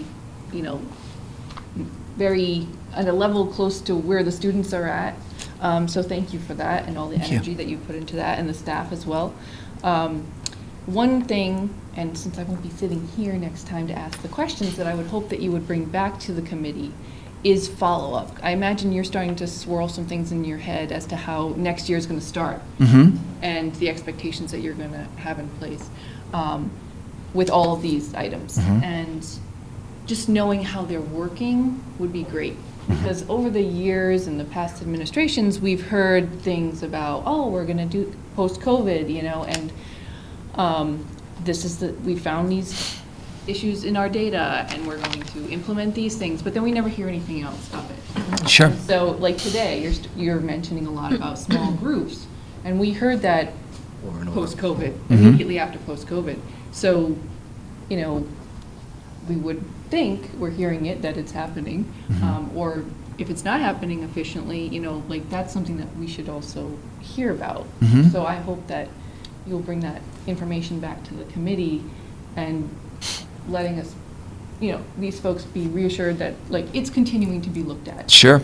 No, thank you. I'm really encouraged by the conversations, right? Because some of them have been kind of hard, and I've had to be direct about some things, and so, but they've been well received, I will say. I've been thanking teachers. I'm like, thank you for being open and willing to listen and being receptive to this. And I think everybody wants to feel good about what they're doing, and I think that they all want to be challenged. And I will say, there's been a lack of consistency, and I think my first few months I've contributed to that, as I've been trying to figure it all out too, but, admittedly, right? But what everybody wants and what we're kind of talking about is we want to kind of finish the year strong, and hopefully we'll see it will be reflected in the scores, right?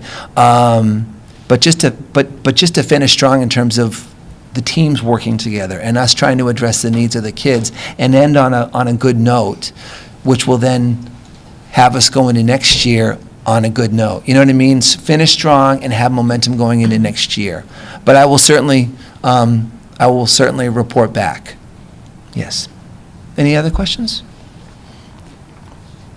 Thank you for diving in, like she said, and much appreciated. I enjoy it. I like coming to work every day very much. I love the school. It's awesome. So thank you very much. All right, so you've heard a lot of this already throughout our presentations. What has worked for us at the primary is those individual meetings. I can't stress it enough. I think it makes the teachers feel like I'm holding them accountable. I'm asking them those questions. What are you doing? We're talking about their ISSPs for their students. So we have good conversation. I might be pulling out a report saying, have you seen this report? And most of the time they'll say yes, and a few of them will say, oh no, I haven't seen that. And then they're writing it down. I see you might want to pull that one up on that child and see, what you're missing there. So those have been so helpful both ways. It builds that relationship with the teacher. We're not pointing fingers. I can pat them on the back and say, hey, you did a great job. I kind of track them. I show them what they had at the beginning of the year, what they had in November, so they see their individual, percentages all the way through. And it's not to reprimand or anything. It's just to say, hey, look, you're doing a great job. Everyone's doing great. Look, you moved so many kids already, and it's only January. So those have been key. The individual student success plans, those are for the red and yellow. Just that's how we started it out. A lot of my teachers have added the blues to it, because we don't have a lot right now at that, thankfully. We don't have a lot in red and yellow, so they keep adding them in. They have kids that they'll say, I'm still concerned about them. Even though they moved up, I'm still watching them because one question can go either way. So those have been helpful. They're using different models right now, which we said was fine, whatever works for you. For kindergarten, just so that we go through some of the numbers, kindergarten ELA, at the beginning of the year, we had 10 in yellow and 5 in red. And in March, we had 1 yellow, no reds at all. So then we talk about who's that yellow? What's going on with that student? Why, they made progress, but they're still in the yellow. And that student is on an IEP, but they still made progress. Great, Grade 1 ELA, at the beginning of the year, we had 6 yellow and 5 red. And in March, we had 3 and 3. So we talk about those 3 with each teacher who has them. And come to find out, 1 we've never tested before. Sub-separate classroom wasn't testable at the time, so is in the red right now. But I said, we need to try to test. It's the only way we're going to find out some of the skills that the student has. 1 was something with absenteeism, and, so it's a combination, but we know why they are where they are. And now we know what to do to how to try to help them. And in math for grade 1, beginning of the year, we had 5 yellow, 2 red. We have 4 yellow, no red. And again, we know exactly who it is. We know what's going on there, whether it was a social, emotional. Some kids on that day that you're testing, they're just not prepared to take a test. So, and it happens. So those are the things that we look at. We are looking at how we use those remediation paras. We schedule where they go, who they're working with. Every kindergarten class has a para, and when I walk down the hallway, I can see that para right from the beginning of the day. She's got one student, and she's drilling either math facts, or she's doing, the sight words of the week, and letters and sounds if they don't know their alphabet yet. So they're constantly pulling those kids, and this one goes back, somebody else comes up. So it's any minute that they can do that where, the teacher's working with one group, the para's got another group. So there's always something like that going on. We're also looking at, when they come for their one-to-one meetings with me, the CBM, the curriculum-based measures. Those are those quick, couple-minute assessments, and they give those every 2 weeks for only those students that are in the red and the yellow, or that they're concerned about. We also have implemented book bags, so that has really encouraged our ELA students. So they get a bag, a regular bag, and they can go into the library, into our book room, and pick books that they want to read at their level. So we're building more and more books into that library. So it's not always the Reading Wonders book, because it might be about trains, and nobody likes to hear about trains, so somebody wants animals. So we're building that library. They take those books, they put them in their book bag for a couple of weeks, and they reread it. They read it to their peer, they read it to their teacher, and then after 2 weeks, they can switch them out. So that has helped. Of course, we're then looking at the standards, which we did with the vertical teams. Our ST Math, I feel, has had a huge impact on our math scores, because it's problem solving. It makes them think. And I don't hear that anymore, like, I don't like math, or I'm not good at math. I don't hear that anymore, because they know that it's okay to get something wrong. What are you going to do? I'm going to pull out my toolbox, and I'm going to use this manipulative. So we really feel like that has helped a lot. UDL, I mean, I'm walking through all the time, and I'm seeing that engagement piece and those small groups and the morning meeting. And sometimes they'll throw in one of those things, a review thing in the morning meeting, a review, reinforcement. It might be a game, it might be spin the wheel and, do something with words. So even my teachers with 100%, I have teachers with 100% in the green, at or above grade level. When we met one-to-one, I was just blown away. They came in with, well, this is what I'm doing, even though my kids are all in green. I'm doing reinforcement activities every single day, and it's Monday, Tuesday, Wednesday, Thursday, Friday. This is what I'm doing. I was like stunned, But I've been at it a little bit longer than Ken, so I feel bad, but he'll get there. He'll get there. So that's where we're at the primary. We're in a good space. Some of our kids, number-wise, aren't quite where they were maybe last year in grade 1, but they're different kids. Yep. They're different. So we'll see. We're anxious to see end of the year scores when they come out. But we love the STAR, because prior to STAR, we had a different assessment. It was called Ames Web. It didn't give us any information whatsoever other than the colors. Okay, they're in this green, they're in red, and we used it for Title I. The teachers never went into Ames Web for anything, nothing. So this is huge for them, huge. Any questions for me? Glad to hear the STAR testing is helping, and I feel like it's going in the right direction. Yeah, I'm just pleased, like, we've done a tactical and then a strategic approach to this.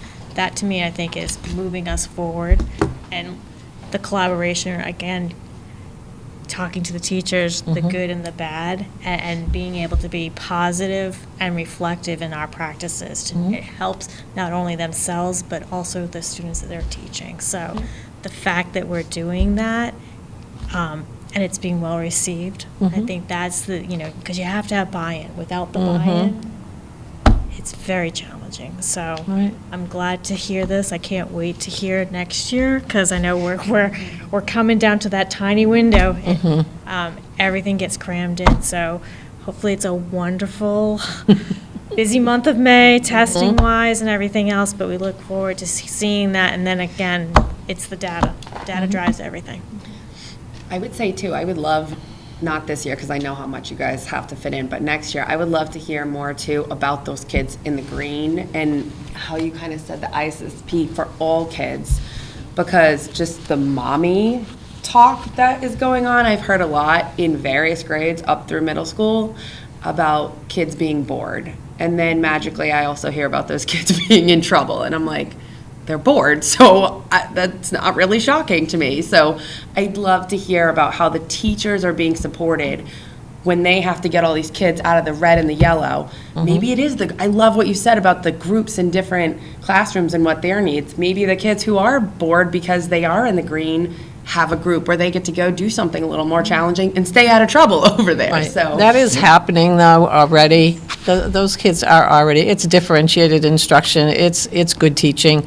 Our teachers are always grouping them, and how they group them is strategic to where they are at. So if they are above and in the green, they might be reading at a different level than someone else, and they might be doing some math. My ST Math, I mean, they've all completed their grade level journey. They're in the next grade already, the kids that are ready. So that is being done. You just might not hear about it because we're focusing on the, Yeah, I was gonna say, honestly, I haven't heard about it Well, primary. that's the movement Yes. up, as they come out of the primary school into the elementary school, right? We haven't seen that wave come through.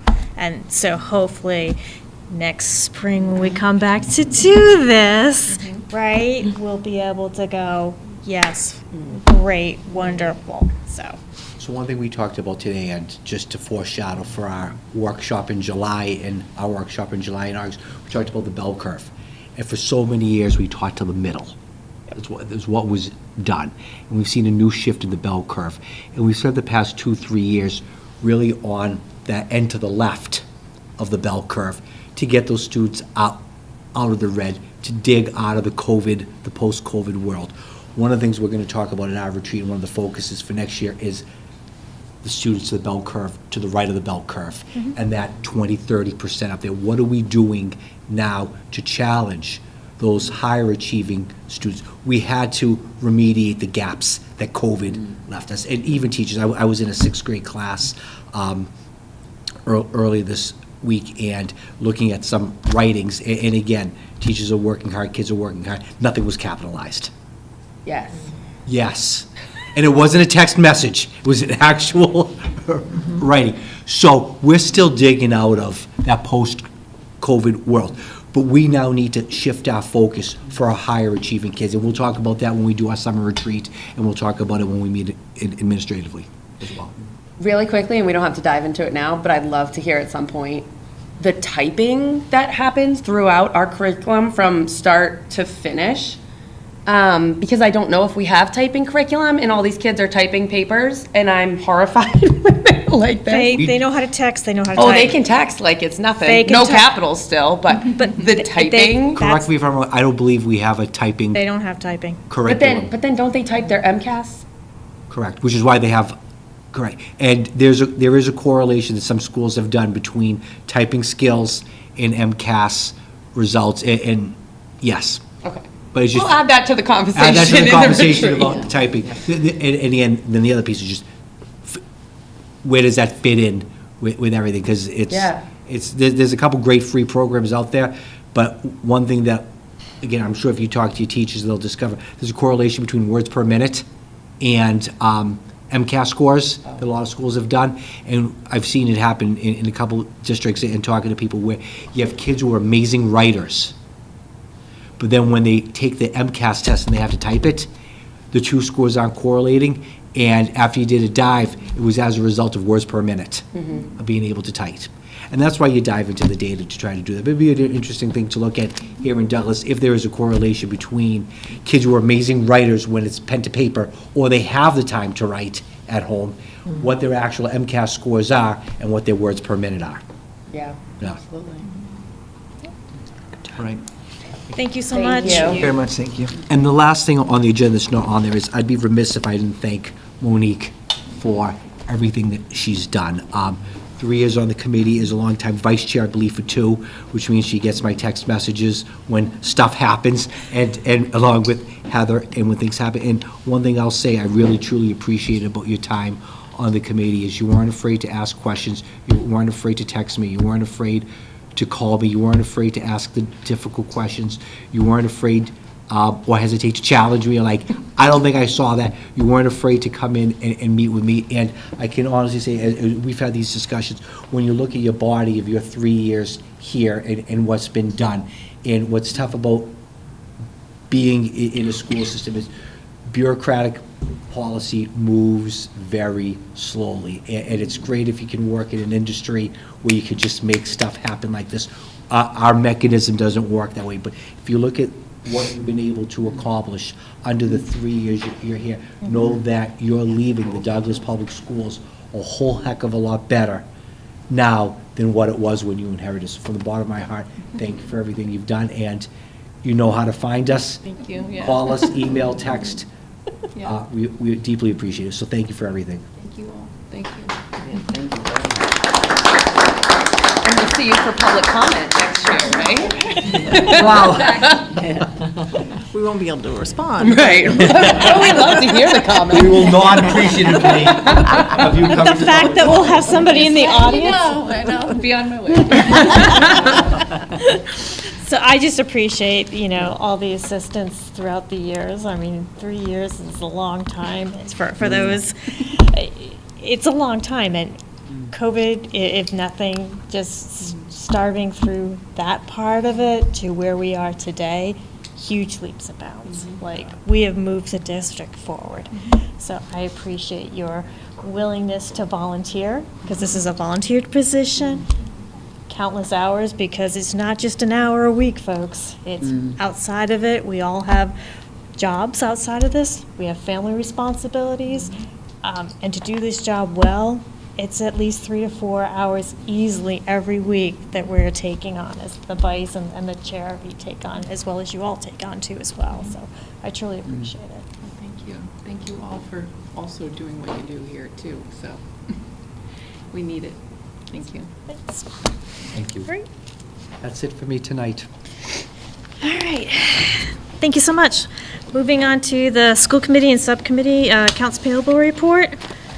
I believe I signed all of these warrants on behalf, because Beth wasn't able to sign these.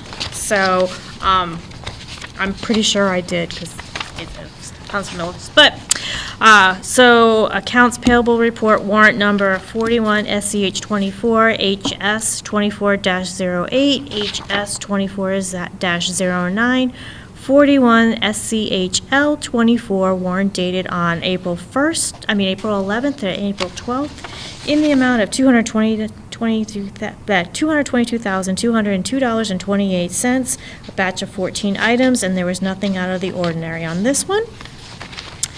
The next one is the warrant number on April 4th and the 5th, 40 SCH 24 MS 24-08, 40 SHCL SCHL 24 in the amount of $66,026.27. There were 11 items and there was nothing out of the ordinary on that one. The next one is from March 14th and March 15th, 37 SCH 24, 37 SCHL 24, and MS 24-06 in the amount of $90,661.18. There were 10 items and nothing out of the ordinary on that one. Next one is warrant number 39 SCH 24, HS 24-07, MS 24-07, and 39 SCHL 24 warrant dated on March 8th and March 29th, 2024, in the amount of $749,002.94. There were 18 items and there were nothing out of the ordinary on that one. And finally, last but not least, this warrant number, I do believe, is the one that Beth signed. I did not sign this one. No, it has transportation, so it would have been me, correct? I'm not sure, to be honest with you, I'm not positive. Either one, either But- Beth or I signed it. It's 42 SCH 24 and 42 SCHL 24, dated April 18th and April 19th, in the amount of $217,888.34. There were 14 items and nothing out of the ordinary was recorded. Any questions on those? Moving on to the consent agenda and the April 3rd meeting minute notes.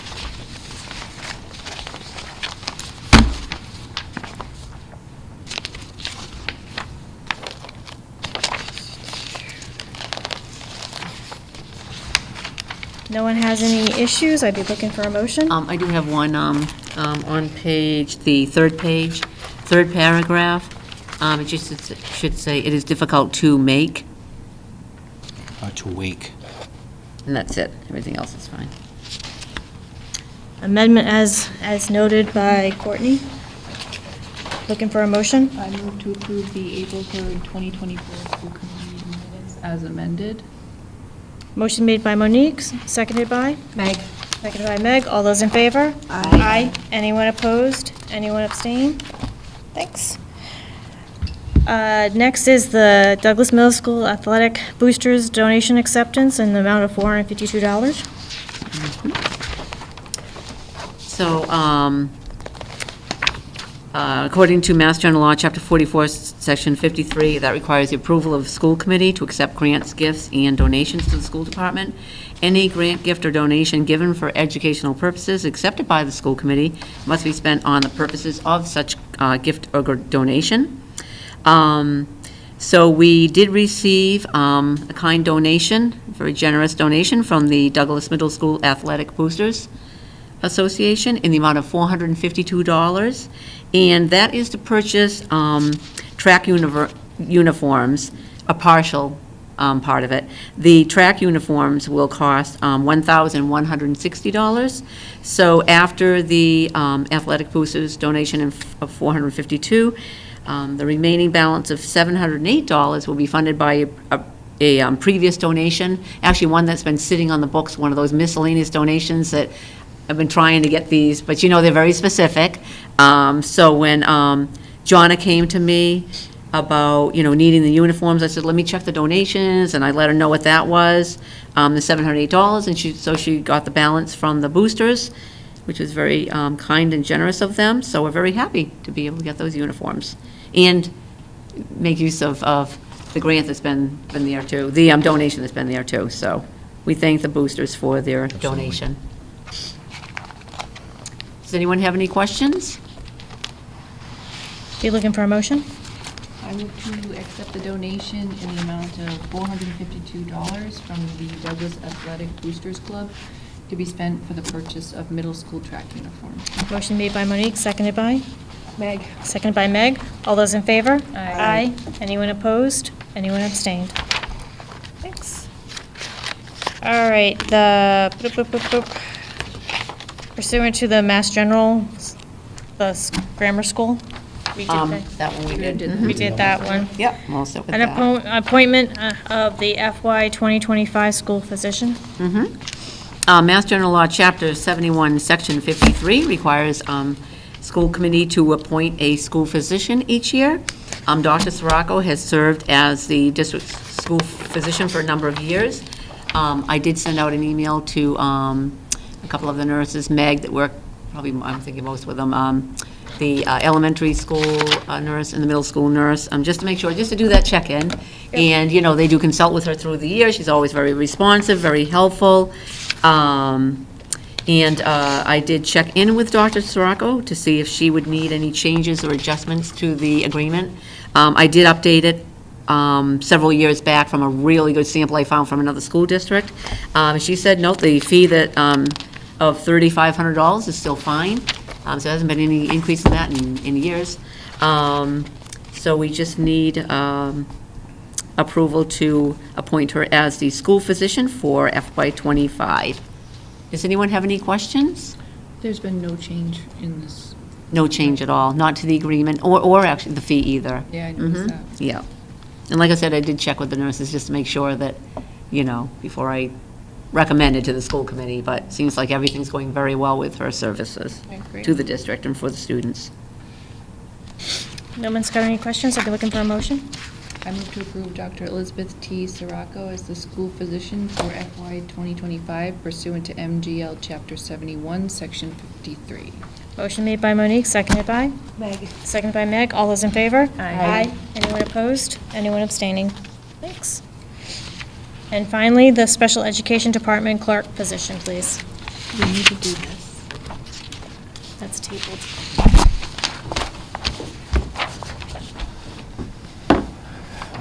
I'll turn it over to you. All right. Good evening. Good evening. Hello.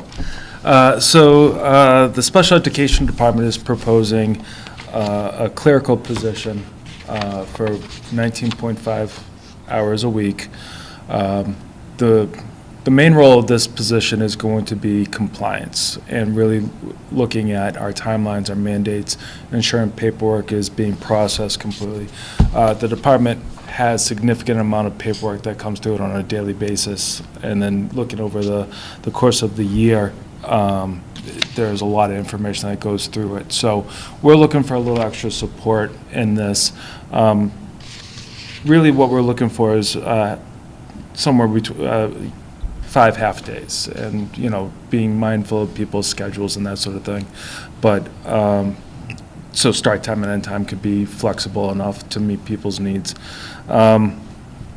Really, what we're looking to do is help support the new IEP project, because we're going to be transferring a lot of the obsolete documents into the new document, which will be time-consuming.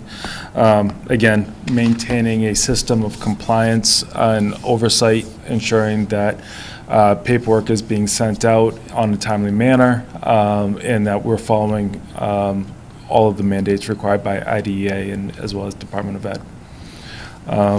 This is going to be fully funded next year through the 240 IDEA grant. Yep.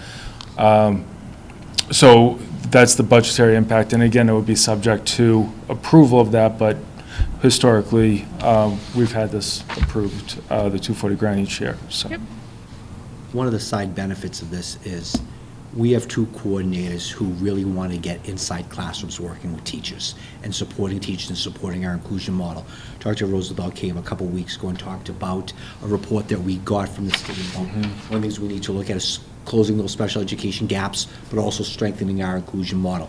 And having our coordinators and Dr. Rosenthal have less time to, let me rephrase it, to have more time to be inside classrooms is great. Right now, they're spending a lot of time doing that administrative paperwork, scheduling meetings, finding out meeting times, rescheduling meetings. If we can have an administrative assistant do that to free up Chelsea and Jen to get inside classrooms and work with teachers to help kids, that's another massive positive benefit of adding this.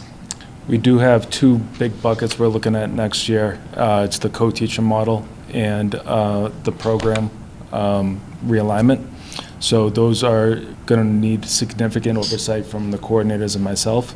And with 4 buildings, it's tough for me to be there every day. So helping out the coordinators, giving them their opportunity, and making sure the department as a whole is has that extra set of eyes.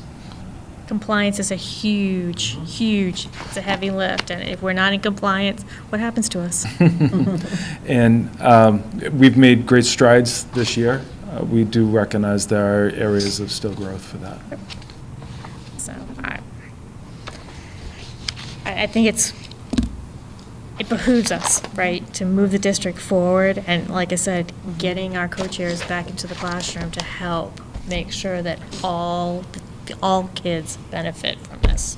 So, any questions? Be looking for a motion? I will approve the addition of the special education clerk position for 19.5 hours per week, contingent upon the position being funded and approved in the FY 2025 IDEA 240 grant. Motion made by Monique, seconded by? Meg. Seconded by Meg. All those in favor? Aye. Aye. Anyone opposed? Anyone abstained? Thank you so much.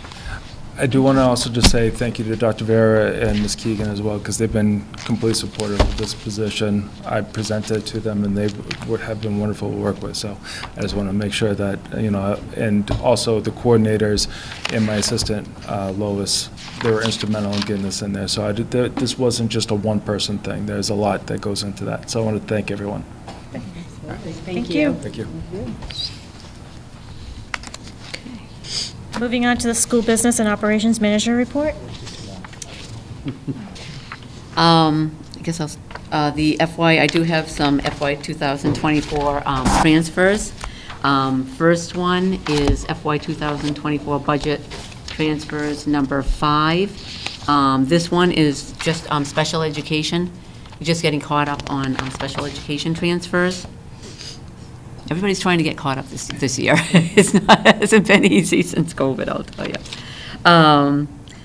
But anyway, so these are basically from Dr. Rosenthal, as far as transfers needed within the budget. Does anyone have any questions? Just our typical regular transfers that, I wish were more regular, but it's been hard this year for everyone. Including me. Does anyone have any questions? Okay. Be looking for a motion to approve? I move to approve the Douglas Public Schools FY 2024 budgetary transfer number 5 and number 6. Motion, will we do number 5 first, because we haven't talked about number 6. Sorry, it looks like a page 2. So motion made Number for 5 by Monique, seconded by? Second by Meg. All those in favor? Aye. Aye. Anyone opposed? Anyone abstained? Thanks. Okay, thank you. And next, I have the FY 2024 budgetary transfers, number 6, and these were transfers that were requested by administrators, principals, basically. Anyone have any questions on this? I'd be looking for a motion. I move to approve the FY 2024 budgetary transfers number 6. Motion made by Monique, seconded by? Meg. Seconded by Meg. All those in favor? Aye. Aye. Anyone opposed? Anyone abstaining? Thank you so much. We have some good news, is that on, you know, how it's been so difficult to, get candidates and moving along. So in my areas, particularly with cafeteria and custodial, it's been very extremely difficult, as you know, particularly with custodial, but also somewhat for cafeteria. And all of a sudden, I don't know, there must be Don't jinx something, it. yeah. Don't jinx So, it. knock on wood, right here. It's going well. So it looks like I'll have, because I had 2 open positions for cafeteria in both the elementary school and middle school, should have that locked up in another week. And recently, we've had some candidates to interview.